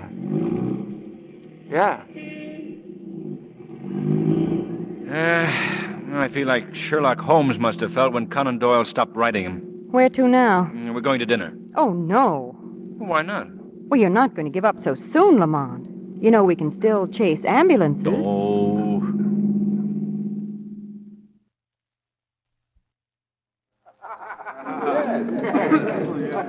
Margot, may I see that newspaper, please? Now, you finish your salad first, Lamont. Okay, darling. Whatever you say. Now, you've gotten yourself an idea, haven't you? Uh-huh. What is it? Well, I've just been thinking. You know the old saying that if there's no news, then make news? Yes. Well, how about a rewrite on that? If there's no crime... Then make crime? Exactly. Just a minute. You're not going out and commit a murder. Hardly. I have a different approach. What? Our well-known civic leader, Mr. Grant Flynn. Oh. Mr. Flynn, the poor man's friend, benefactor of little kiddies. And the worst murdering thief this community has ever known. But, Lamont, they've been trying for years to hang something on Flynn. Granted. But just look at this newspaper. See this story here. Whereabouts of John Gordon, Racket King, still a mystery. But what's that got to do with Flynn? John Gordon was Flynn's partner. Oh, not publicly, of course. Gordon did the dirty work. He ran the rackets, collected the extortion money from poor shopkeepers, and, when necessary, committed the murders. Well, what's happened to Gordon? About 3 weeks ago, he disappeared. Boom, just like that. And nothing's been heard of him since. Well, do you think that Flynn had something to do with his disappearance? Definitely. Gordon was becoming too dangerous to Flynn's interests. Their names were being linked together, and Gordon was trying to cut in on Flynn's political interests, and probably threatened him. And you think that Flynn had Gordon murdered? Well, I'm not so sure of that. The murdered part, I mean. What I do think is that Flynn ordered him done away with. And now he's not so sure that his orders were carried out. But why? Because among those heading the investigation as to Gordon's whereabouts is his erstwhile partner, the same Mr. Flynn. Oh. And just what are you planning to do about all this? Well, if Mr. Flynn were to receive a phone call telling him that Gordon was still alive, we might stir up some interesting developments. I see.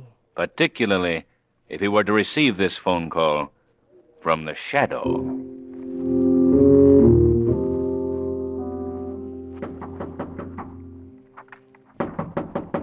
Come in. Well, what do you want? Phone call for you, Mr. Flynn. Well, who is it? He wouldn't give no name. You know I don't talk to people unless... Says he's got a message for you. Oh, yes? Yeah, from Johnny Gordon. What? Should I tell him you ain't in? No, I'll take it. Now, you wait in here. Whatever you say, boss. Whatever you say. Hello. Hello, Mr. Grant Flynn. Yes?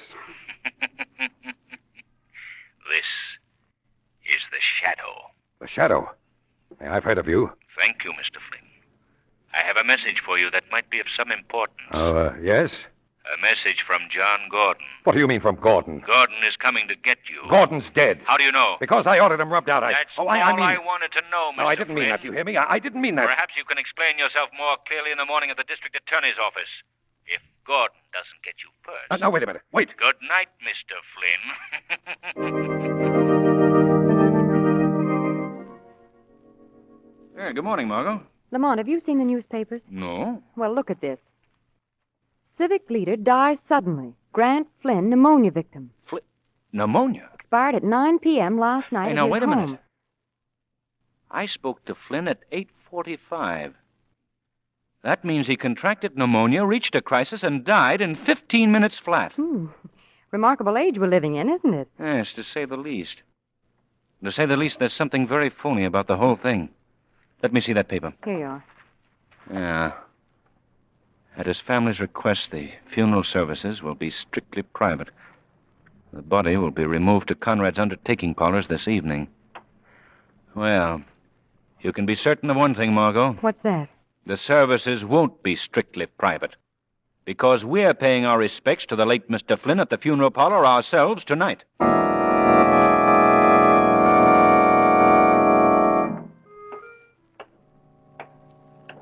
Lamont. Shh, not so loud, Margot. Is this better? Yeah.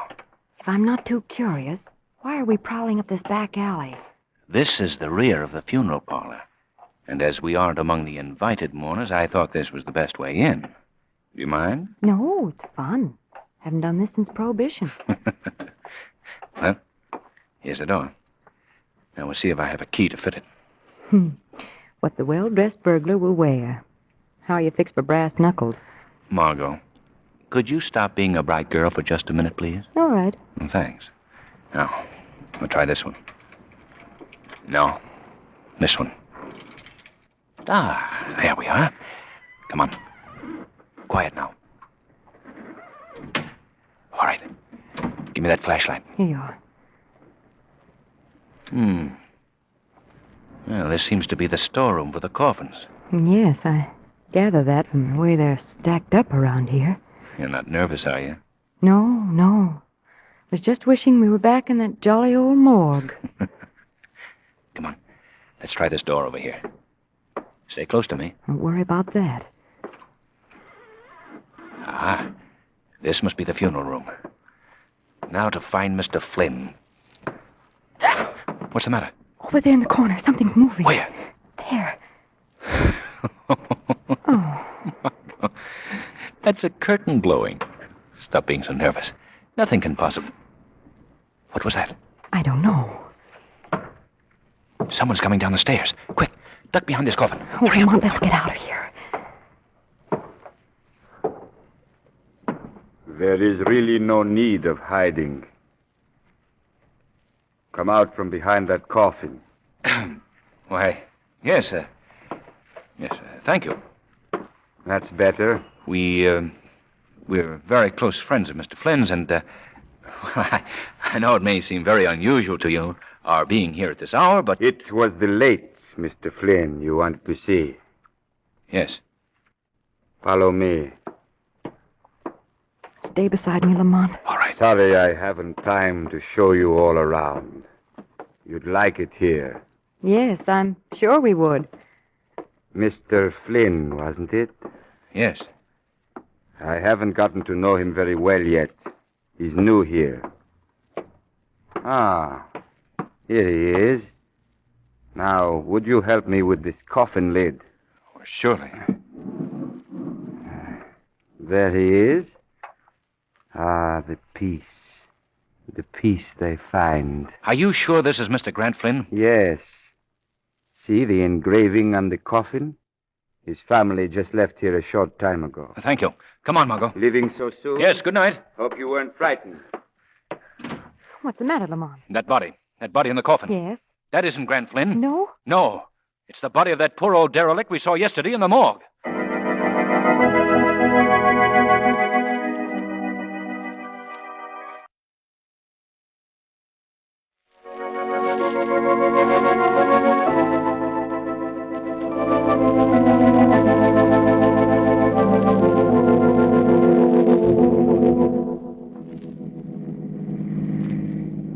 Would you mind telling me, Lamont, where we're going now? To the morgue, Margot. The morgue again? Yes? You know, Lamont, life with you these past 2 days has certainly been a merry whirl. First the morgue, then an undertaking parlor, then the morgue again. Well, we found out one thing. Flynn is definitely still alive. But where he is and why he so desperately pretended to be dead is something we've got to unravel. Well, what do you think you'll learn at the morgue? I want to find out who removed the body of the old derelict. What do you think they'll tell you? Not me, Margot. But they will tell the Shadow.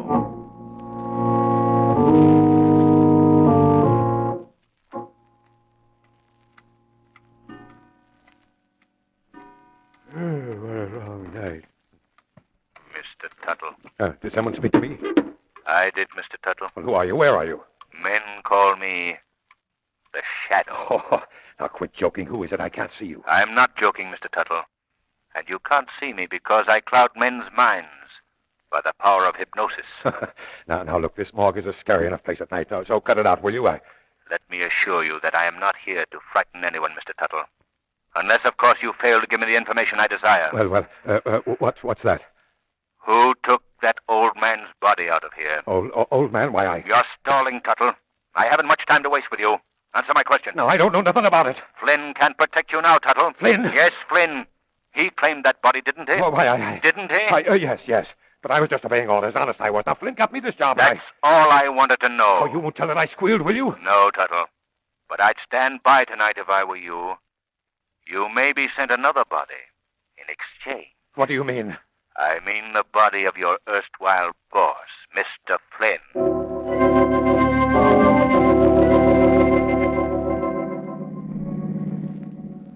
You didn't read this evening's paper, did you, Lamont? No. Why, Margot? Well, here's an item that might interest you. Sometime last night, the private vault of the late Grant Flynn in the First Security Bank was rifled and the entire contents removed. I might have known it. Remember that chap Harvey I spoke to last night when we bought the paper? Yes. He's been a trusted Flynn employee for years. Although he works for the First National Bank, he undoubtedly did the rifling. Oh, well, the plot thickens, huh? Sleepy? Oh, not exactly bright at 2:30 in the morning. Oh, remember those good old days when nothing was happening? Yes, remotely. Well, what's up now, Chief? Another fire? I can take you home if you want. Not a chance. Where to now? A visit to Mr. Harvey. Harvey? Yes, the chap at the bank. If we were to find out where he delivered the contents of the vault, it might lead us to Flynn.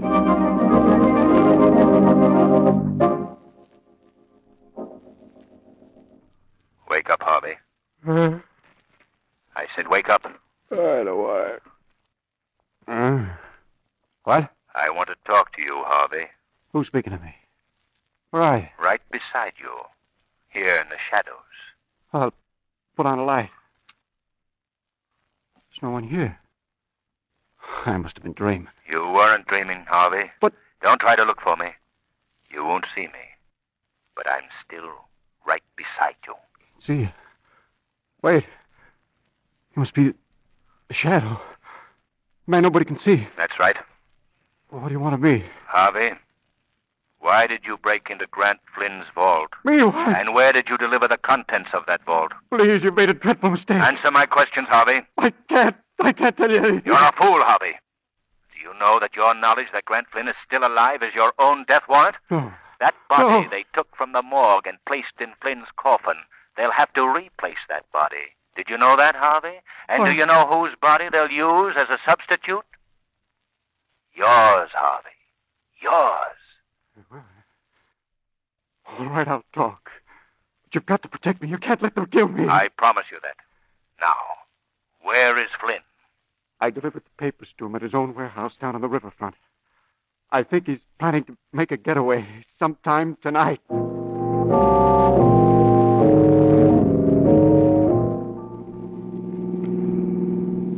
There's the warehouse right ahead of us. Cheerful-looking place. Lamont, what's that boarded structure beside it? That, my dear, is what is affectionately known to the taxpayers of our community as Flynn's Folly. Flynn's Folly. Seems to me I vaguely recall that name. It's the title that was bestowed on the vehicular tunnel that was built under the river by Flynn with public funds and then never used. You must have made something on that little deal. Mm-hmm. Millions. Yeah, I think it best that we leave the car here, Margot. Yeah, we'll look for a door in the rear of the building. Come on. Okay, Chief. I never liked this neighborhood, even in the daytime. There's no one about at this hour.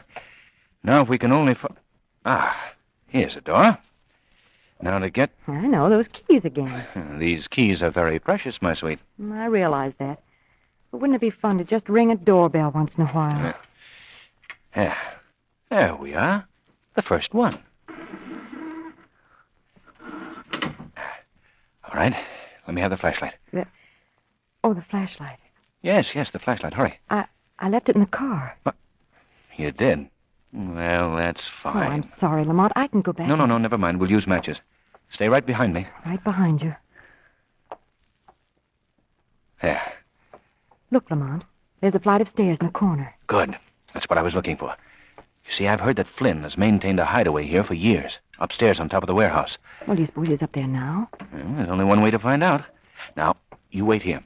Wait here? Yes, it'll be much safer. If I'm not back downstairs in 15 minutes, I want you to get in the car and go to the police headquarters. You can tell Commissioner Weston our whole story. Oh, Lamont, don't you think you ought to send for Weston now? I should say not. Well, see you in a few minutes, honey. Yes, sir. See you in a few minutes. And don't worry. Everything will be all right. Everything will be all right. Oh, shucks, I never could whistle. Oh, dear. Something wrong, lady? Who's that? No, don't get alarmed. Take that flashlight out of my eyes. I can't see you. That's the idea. Who are you? Oh, sorry. I forgot to introduce myself. My name is Flynn. Grant Flynn? Yes. The man that your friend has gone upstairs to find. Won't he be surprised when he comes back and finds you gone? Gone? What do you mean? You see, you're coming with me. Oh, let go of me. Did you see that tunnel when you came in here? Well, what's that got to do with... Well, it's sealed up at both ends. And the rest of it's buried in the river. Oh, you can't. You can't. I'll have to muffle you, sister. Wait till you get down in the tunnel and you can scream all you want then. Come on now. Now, you go right through this panel in the wall.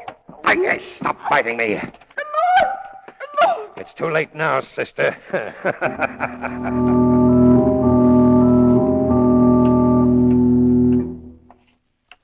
You haven't told me how you liked it down here in the tunnel yet, lady. Oh, it's awful. Oh, now you'll get used to it. After you're here a while, the water dripping from the walls and the cats running around, why, you won't want anything else. You can't keep me down here. Oh, no. This'll be a lesson to you and your inquisitive friend to keep out of other people's business. Well, I hate to be leaving you, but... I don't think you are leaving, Mr. Flynn. Who was that? I believe we've talked before. I am the Shadow. The Shadow? How did you get here? I followed you down here, and I've come for you, Flynn. Oh, yes? Yes.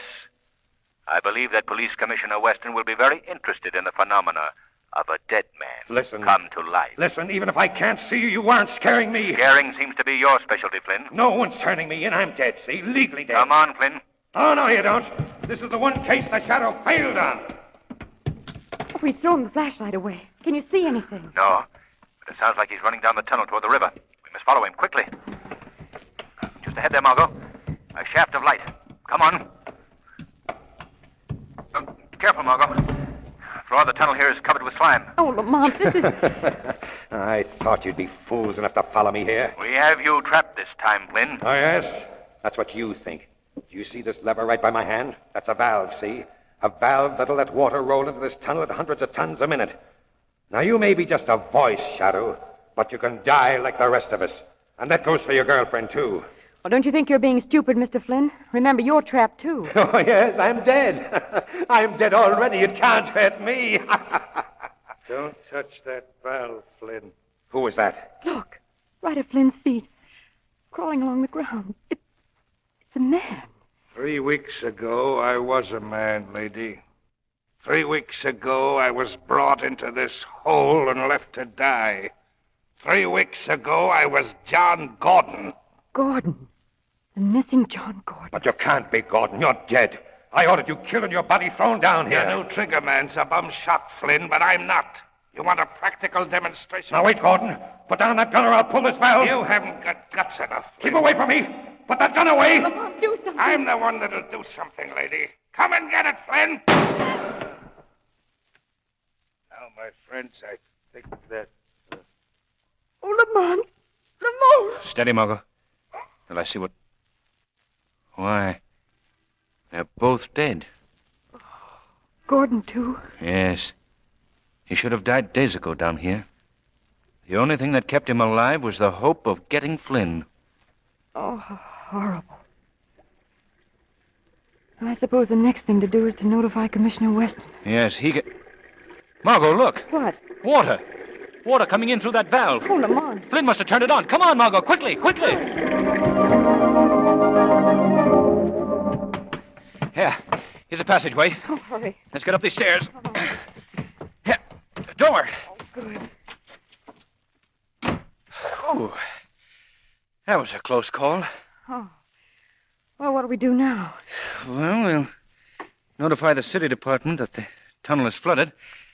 But, as for telling Commissioner Weston about Flynn and Gordon, well, perhaps it's just as well that he never knows.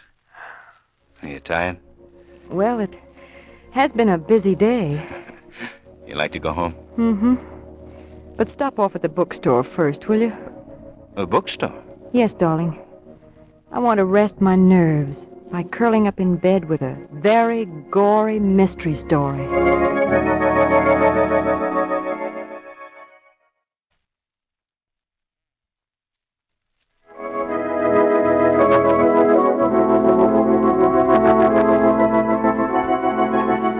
Today's program is based on a story copyrighted by the Shadow magazine. All the characters and all the places named are fictitious. Any similarity to persons living or dead is purely coincidental. The Shadow magazine is on sale at your local newsstand.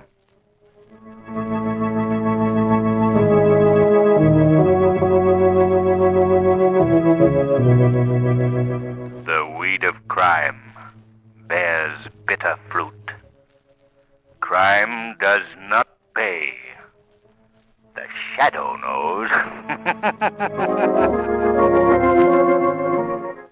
86 years ago, September 24th, 1939, The Shadow on Classic Radio Theater with Wyatt Cox. Visit our webpage, classicradio.stream, to support the variety of our podcast and bring you all this, not only the old shows, but a lot of information that you don't get anywhere else. Up next, we'll have some romance with Vic Perrin and Virginia Gregg in The Winds of June.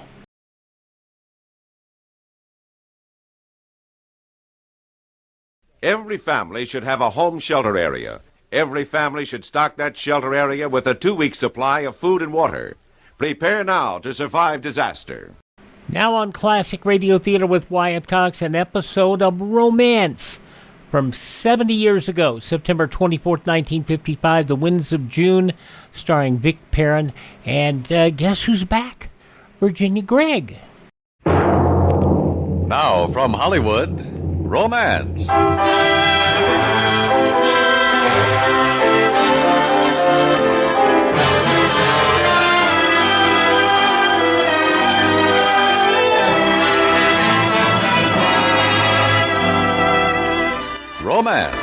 transcribed stories of love and adventure, of excitement and daring-do, of conflict and human emotion. Today, writer John Dawson brings us another study of marriage, featuring Vic Perrin as Ray and Virginia Gregg as Maria in The Winds of June.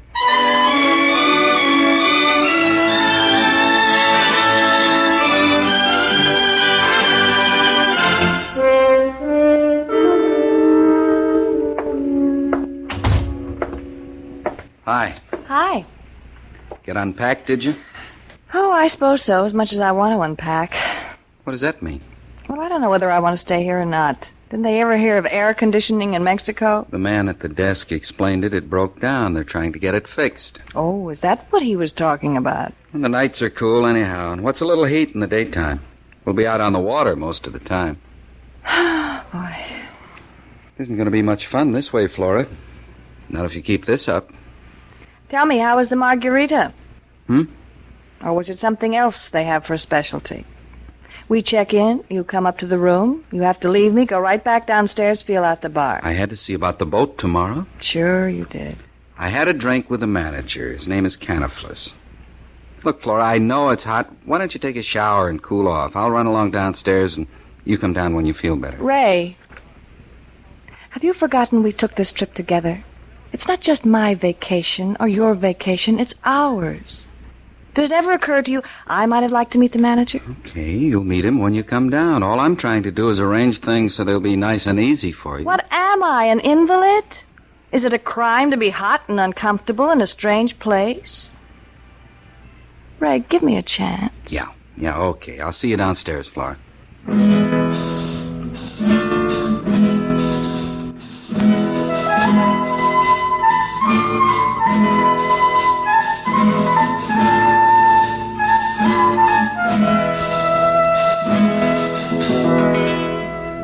Senor. Hello. I wish you to meet Maria Romero, Senor Arthur. How do you do? Please sit down. Thank you. My wife was resting when I went upstairs. I didn't want to disturb her. What are you drinking? Will Mark. It's a nice wine. Can I get some? Oh, of course. Mesero, view Mark. It looks good. You speak very good English, Maria. I study. Oh, Maria is fine with the English. She will be a posadera. What do you say? A hostess? Si. She will be hostess here at the San Luis Hotel soon when the American tourists come in. Now is not the big season. Oh, we're ahead of the season? Well, a little. It's hot now. The winds of June always hot. The fish will be good, but better later on. You fish tomorrow? Oh, yes, that's what we came for. I talked to the man. He said he'd take us out at 5 tomorrow morning. And your wife like the fishing? Very much. Well, I don't know about my wife. She may find it a little rough. Oh, Mark. Aquí, por favor. Well, here's to the fishing. Salud. Your wife will be down later for dinner? I think so. Well, perhaps I meet her then. He's busy this time. Welcome once more. Sure. Maria, you stay? Oh, for a little while. Bueno. Your wife, didn't she plan for dinner with you? Didn't she make you certain about fishing? Why do you stare at me like that? An unhappy woman upstairs. An unhappy man down here. I'm not very good company, am I? There's a hill above the city a little way. The air is sweet and the sea is far below. This time of day is best. Would you like to take a little walk? A walk? Sure, I'll take a walk with you, Maria. Maybe you'll feel better.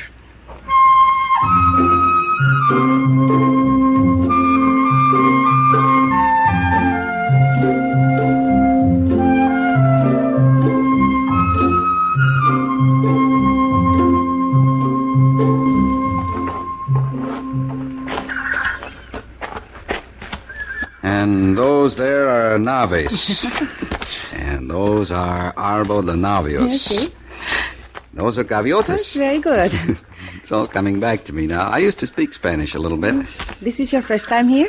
Oh, I've been in the border towns, nothing like this. I'd like to come here more often. Well, why don't you? Business. I've got a business to take care of back home. It uses up lots of time. And then Flora doesn't like to travel much. Time is so short. You like the view? The sea and the sun pressing together. Puesta del sol. Sunset. You like it? Very much. It's beautiful. Can we sit down? See? You've forgotten how to walk with a woman? Look at the sun? Maybe. It is for you what... poco de extra... Poco de extra awkward. A little awkward. Is that what you mean? See, awkward for you. You are lonely. I'm here with my wife. But you are lonely. It's funny. You know, you're something. You really are. No comprende. What do you mean? Oh, in my country, we hardly ever get this well acquainted so soon. Sometimes we never get this well acquainted. I put it badly, I guess. In my country, you start with a man's name. You find out where he's from, where he works, what he does, and how much money he has or doesn't have. And then later on, a lot later on, you might find out who he loves or hates and what he wants or doesn't want. You work it backwards here. Are the others important? Not really. Not at all, I guess. It is a waste. You're right. It's a waste of time. And each man only has a little time. Somehow, the world's tired out to me these days. You're young and fresh, and I want to thank you for letting me be with you this little while, Maria. Do you understand me? See. Understand. Should we go back now?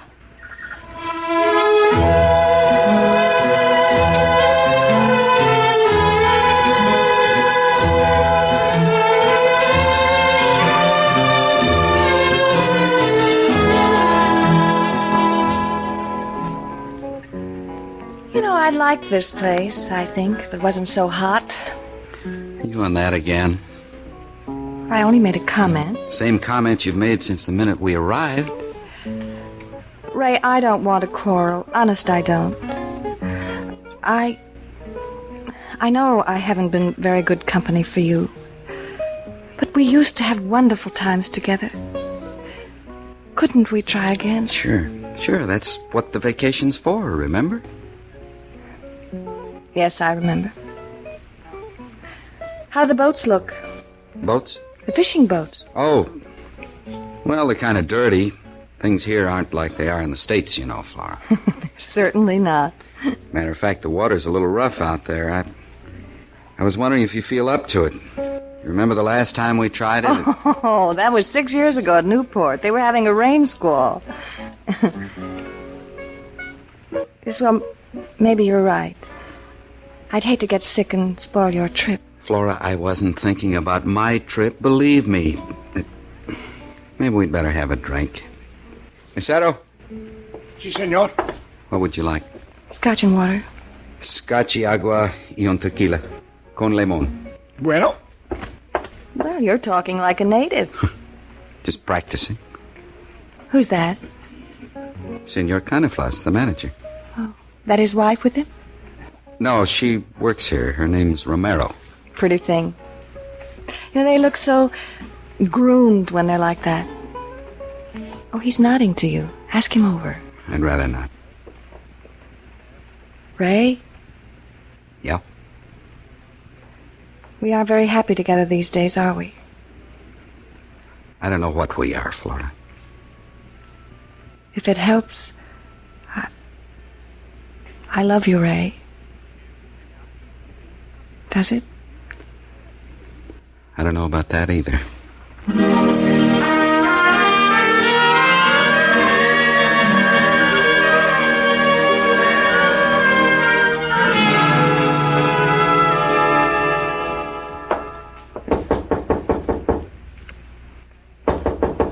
Un momento. Hi. What? I'm sorry to waken you this time of morning, Maria.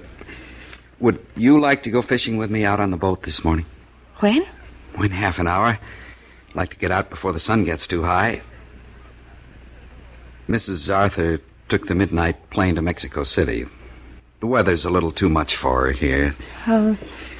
Maria, please go with me out on the boat. Please. Sí. I go with you.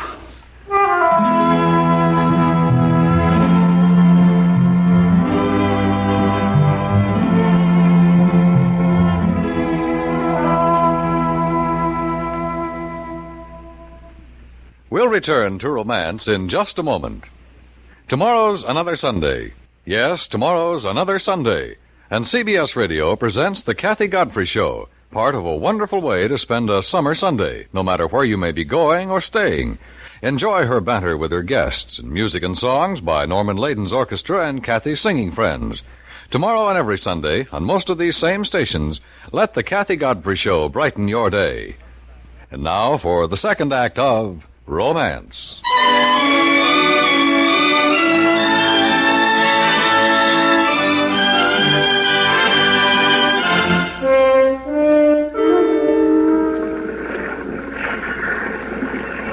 It would be a fine morning out on the water. Yeah, the sun's going to be up right about there. Yes. I was afraid I was going to have to watch the sunrise alone. Oh, but I said I would come with you. Come and see me query. Yeah. He's been wanting to get his sleep in all the way. Do you think we will catch anything? I can't tell. There's something about these fish. You hunt them, you chum, throw out the bait now and then, hoping to attract them. Sometimes they show. Watch for the fin on the water. You should know all this. You live here. No, I am new here too. My home is Los Moches, not by the sea. I've only been here a few months. Oh.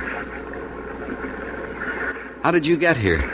Oh, I met Luis in Mexico City. He offered me the position. Luis? Senor Caneflas. Oh. What were you doing in Mexico City?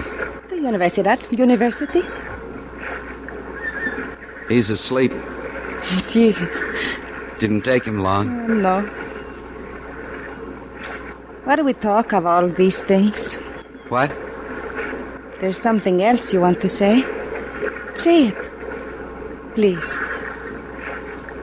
You spoke of time wasting yesterday. This is a waste? Yeah. Well, I don't know what I want to say. Yes, I do, too. I'm glad I could be with you today. When I was with you a little while yesterday, I wanted to be with you more. You know what I mean? I wanted to have more of your company. I wanted to be with you last night. Terribly. I see. Is that why Mrs. Arthur left? Did she see this? Maybe. I'm at the point where I don't care. I haven't been excited or wanted much out of living for a long time. But I do now. With you. I did yesterday. I don't put these things very well. It must sound odd to you, what I'm trying to say. I wanted to be with you. Why me? Because I could tell what was happening to you. Well, what was happening? I don't know myself. You were loving me. Was I? With your eyes. Do you feel sorry for me or something? Is that it? We are a man and a woman. I could love you too. It takes my breath. Why? Because I want you to love. Very much. And beyond that, I can't see. The future is all question. There's only the present. Now. You lovely thing. You lovely, lovely thing. Querida. Querida. Querida mía.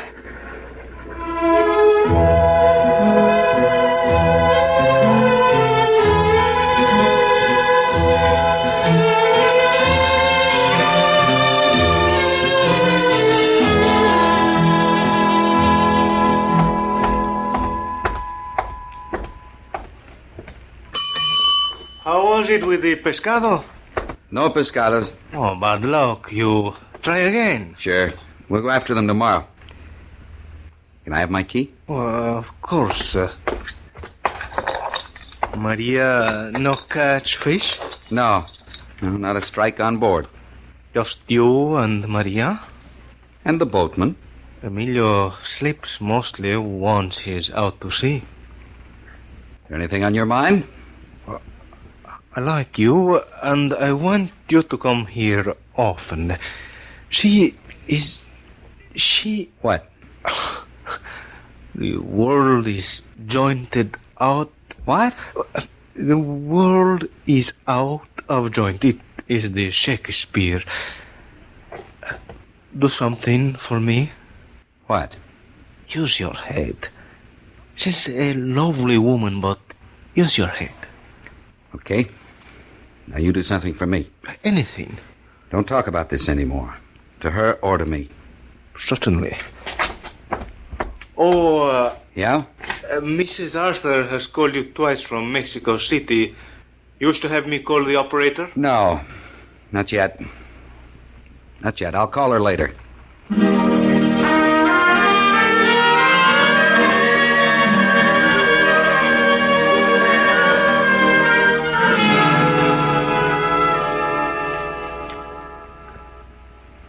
I am here.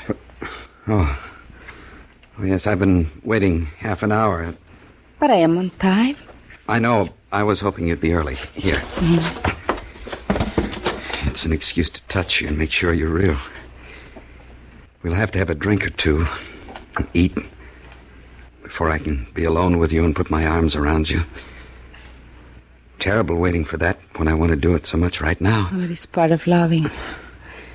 But terrible waiting anyhow. Your mark. It sounds very nice. It is. I ordered a bottle this time.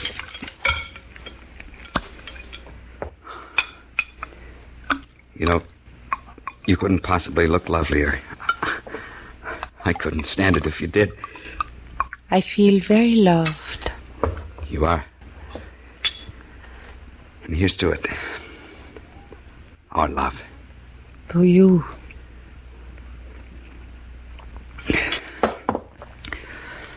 I've made a decision. What is that? I'm going to call Flora, Mrs. Arthur, in Mexico City.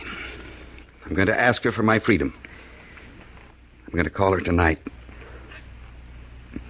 Well, what do you think of that? Take a sip of your wine. Now, what do you think? 24 hours ago. You're different now. You bet your life I'm different. I'm alive again. You've made me alive. What of her? Well, it won't be much news to her. It hasn't been well with us for a long time. But it was well once. You said it yourself. Forget yesterday. There's only now. See? And then that too is past. I love you. I want you. I want you in the tenderest, most terrible way. I want you forever. You mean this? With all my heart, with every breath.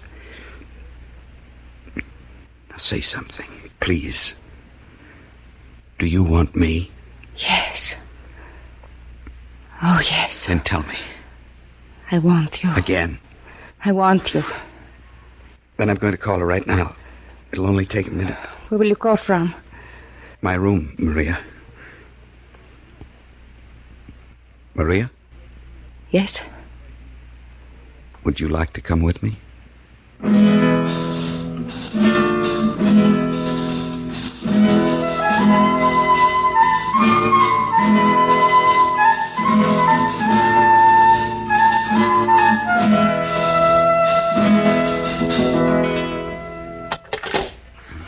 5-minute delay.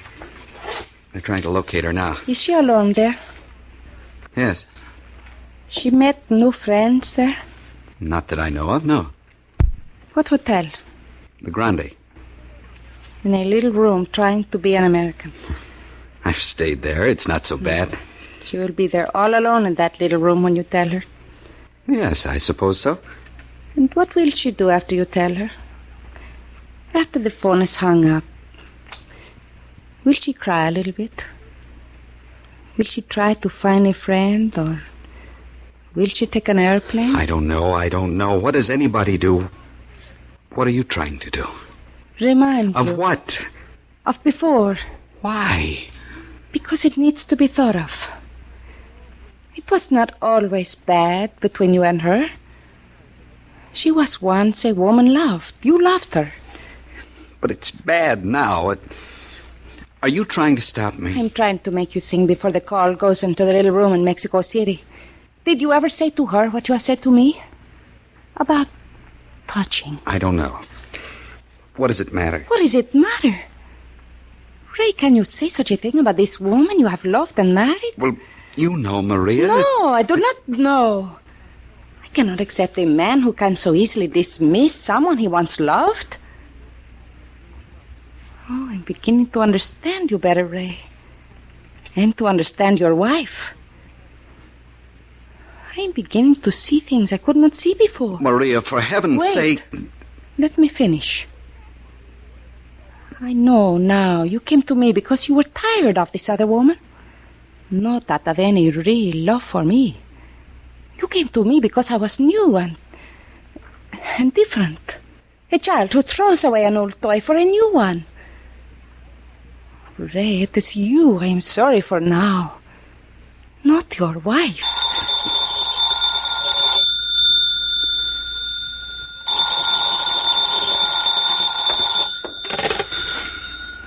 Hello? Yeah, put her on it. Maria, wait. Maria? Hello, Flora. Yeah. No fish. No, not much longer. As a matter of fact, I'll be getting a plane out first thing in the morning. No, dear, there's nothing here for me now. Nothing at all.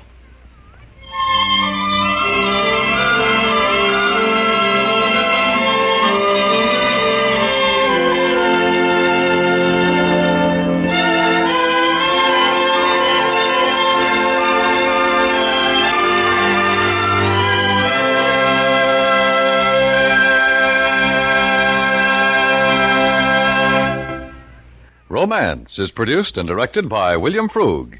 You have heard The Winds of June, specially written for Romance by John Dawson, featuring Vic Perrin with Virginia Gregg and Mary Jane Croft. Others in the cast were Don Diamond and Jay Novello.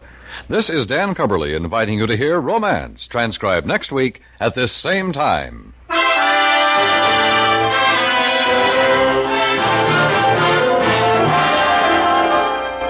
Stay tuned now for Gunsmoke, which follows immediately over most of these same stations.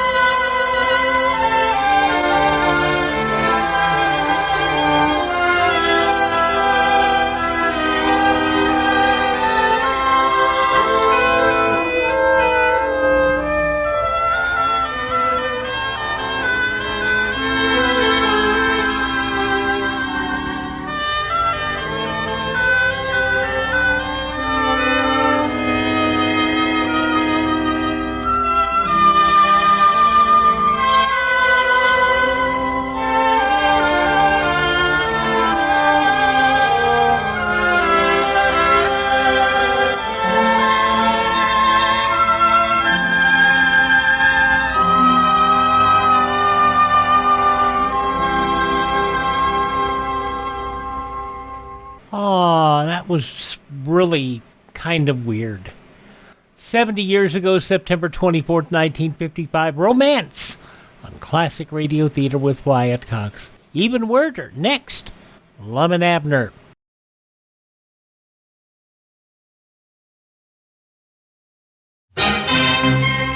What's with the basket, Mom? Picnic? Nope, this is Grandma's pantry, modern version. Great, Mom. Only what's it for? Civil defense. And you're the one who brought the idea home from scout meeting. Here, help me check off the list. Fruit juice? Yup. Powdered milk? Right. Canned meats? Yep. Into civil defense comes Grandma's pantry, the symbol of preparedness. Unexpected company, Grandma always had plenty for everyone. No matter what unexpected disaster, your family should have a 7-day supply of food on hand, kept well protected in jars or tins, and safe in a shelter area. In an emergency or during evacuation in case of enemy attack, it's too late to plan. You will have to depend on your own resources, on Grandma's pantry. Assure the future. Know the 6 steps to survival. Make this year your family's year for civil defense. You take the first step. Civil defense, an American tradition. Stuff you need to do. You need to be prepared, not just in case of time of war, but in case of other issues. You got to be ready in case of emergency. All righty, Lum and Abner now to wrap up this edition of the program on a Wednesday. This is from 83 years ago, September 24th, 1942. The makers of Alka-Seltzer bring you Lum and Abner.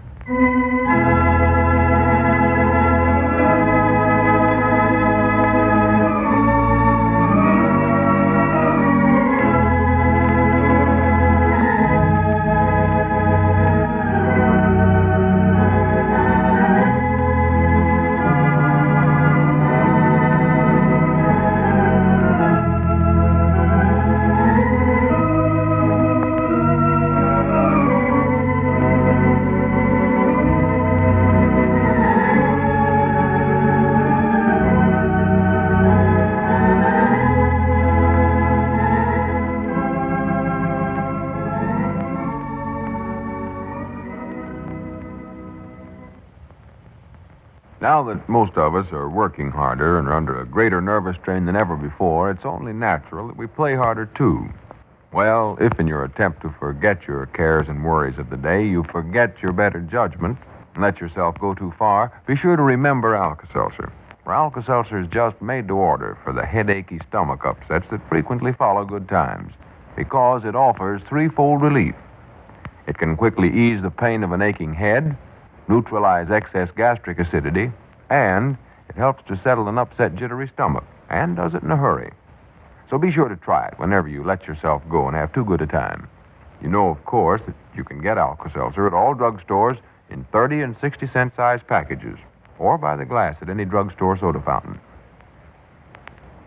And now, let's see what's going on down in Pine Ridge.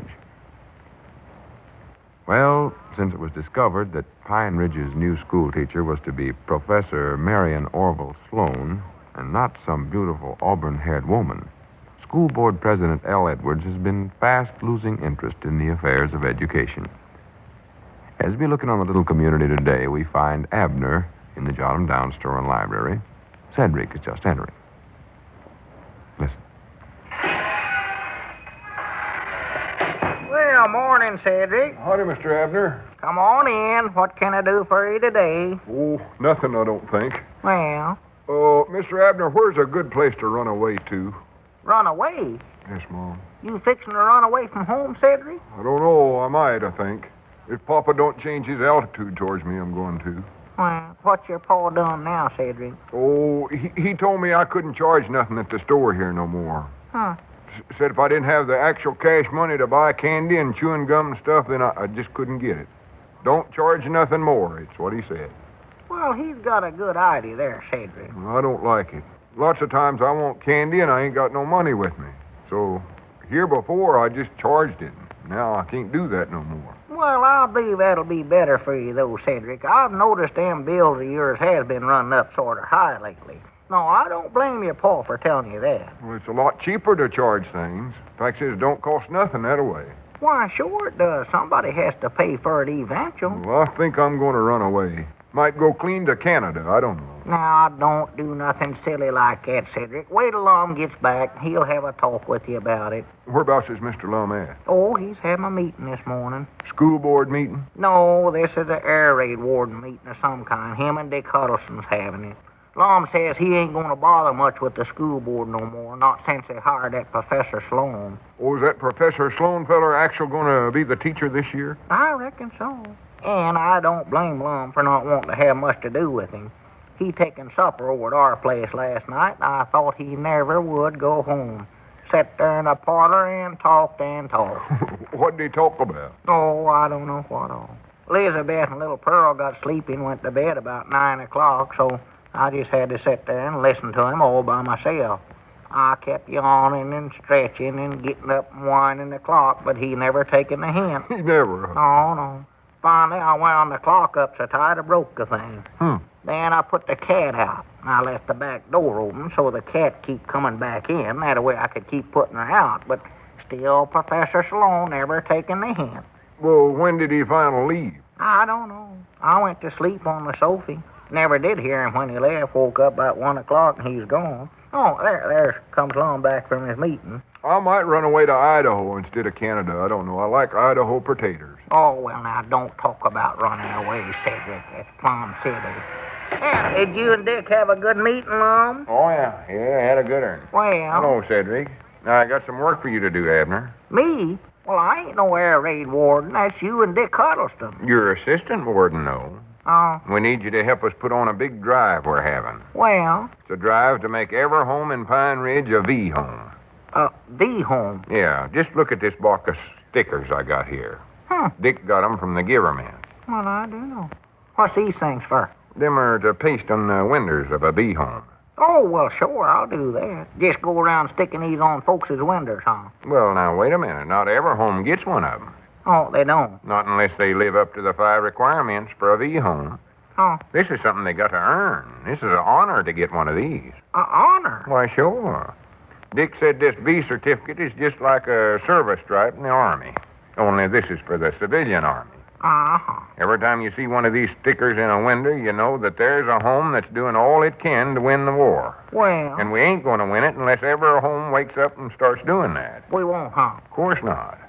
The soldiers can't win it by themselves, or the sailors, or Marines, or the war workers. It takes everybody to do it. Yeah, well, I'm willing to do what I can. Now, what am I supposed to do, Lon? I want you to go out and check up on some homes and see if they're patterned themselves after these 5 requirements.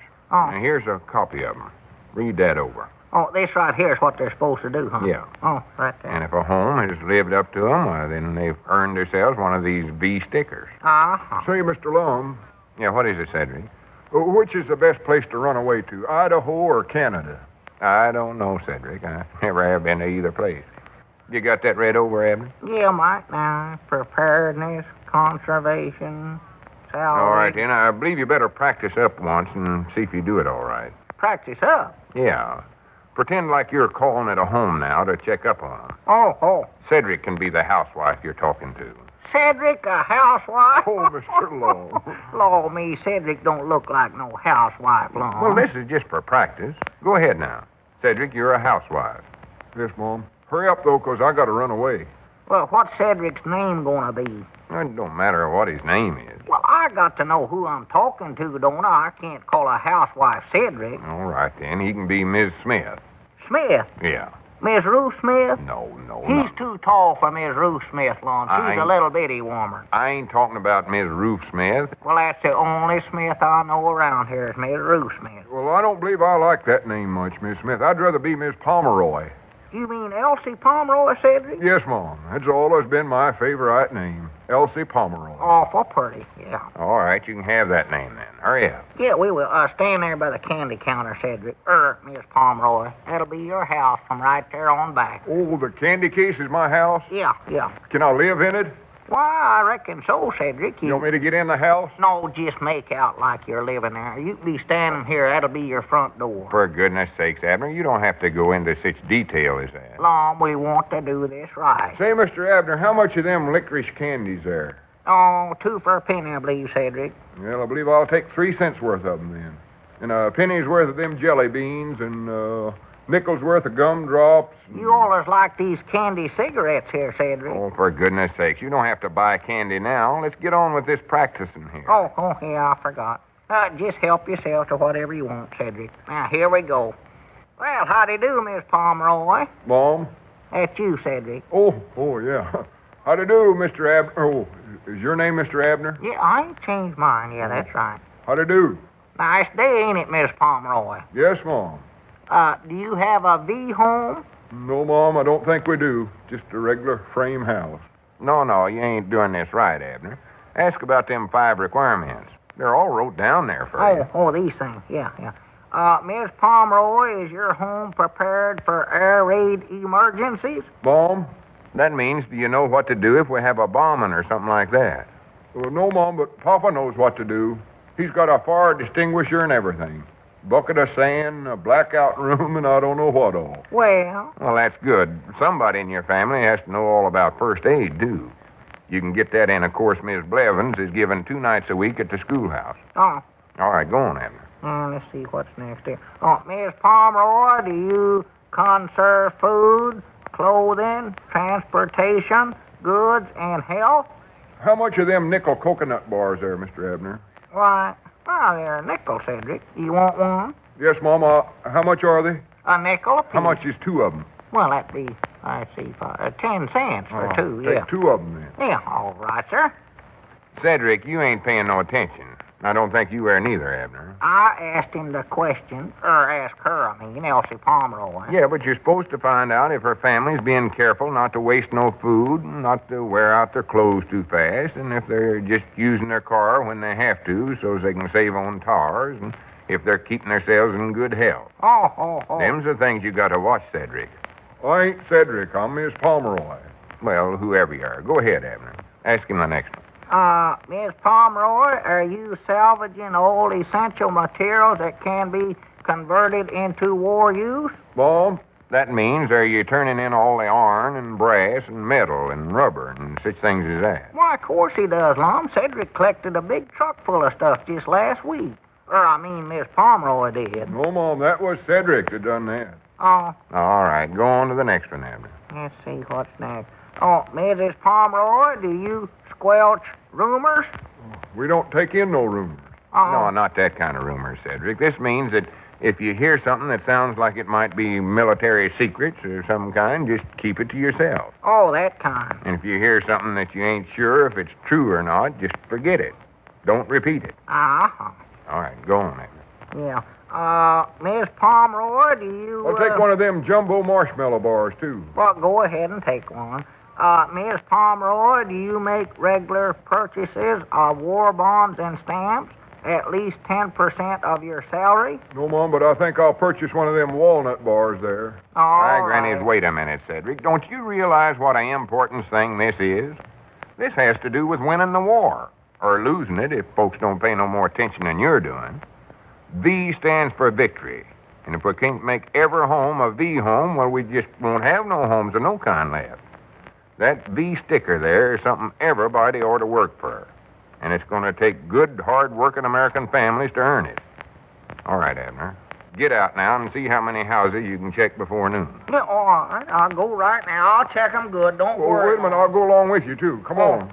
Well, here, wait a minute, Cedric. You got to pay for all that candy you just bought. Pay for it? Why, sure. Well, I ain't paying for this. I'm charging it.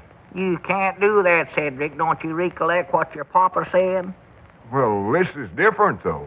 Different? Yes, Mom. This candy was bought by Miss Elsie Pomeroy, and I know she's got an account here. The Miles Laboratories, makers of Alka-Seltzer, make 2 vitamin products. 1-a-day brand vitamin A and D tablets, and 1-a-day brand vitamin B complex tablets. Well, Mother, right now I'd like to talk about those A and D vitamins.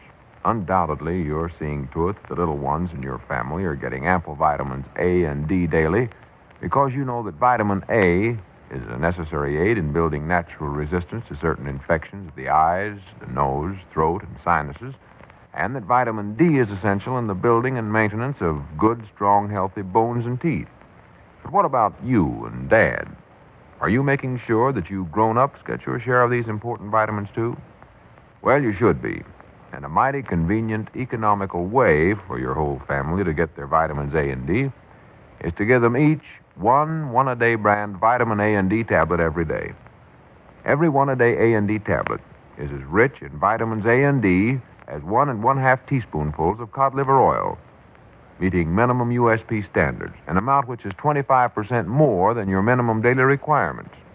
And 1-a-day A and D tablets are really pleasant tasting, too. No fishy, oily taste and no aftertaste. So start now to give your whole family the protective benefits of 1-a-day brand vitamin A and D tablets. You can get them at any drugstore. Remember, that big 1 on the package is your assurance of real value at low cost.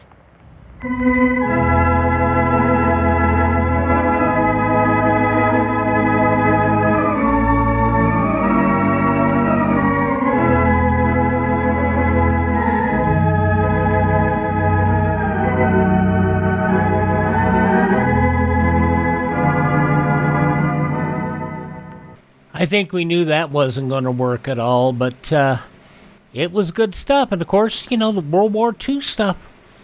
Big getting into all of this.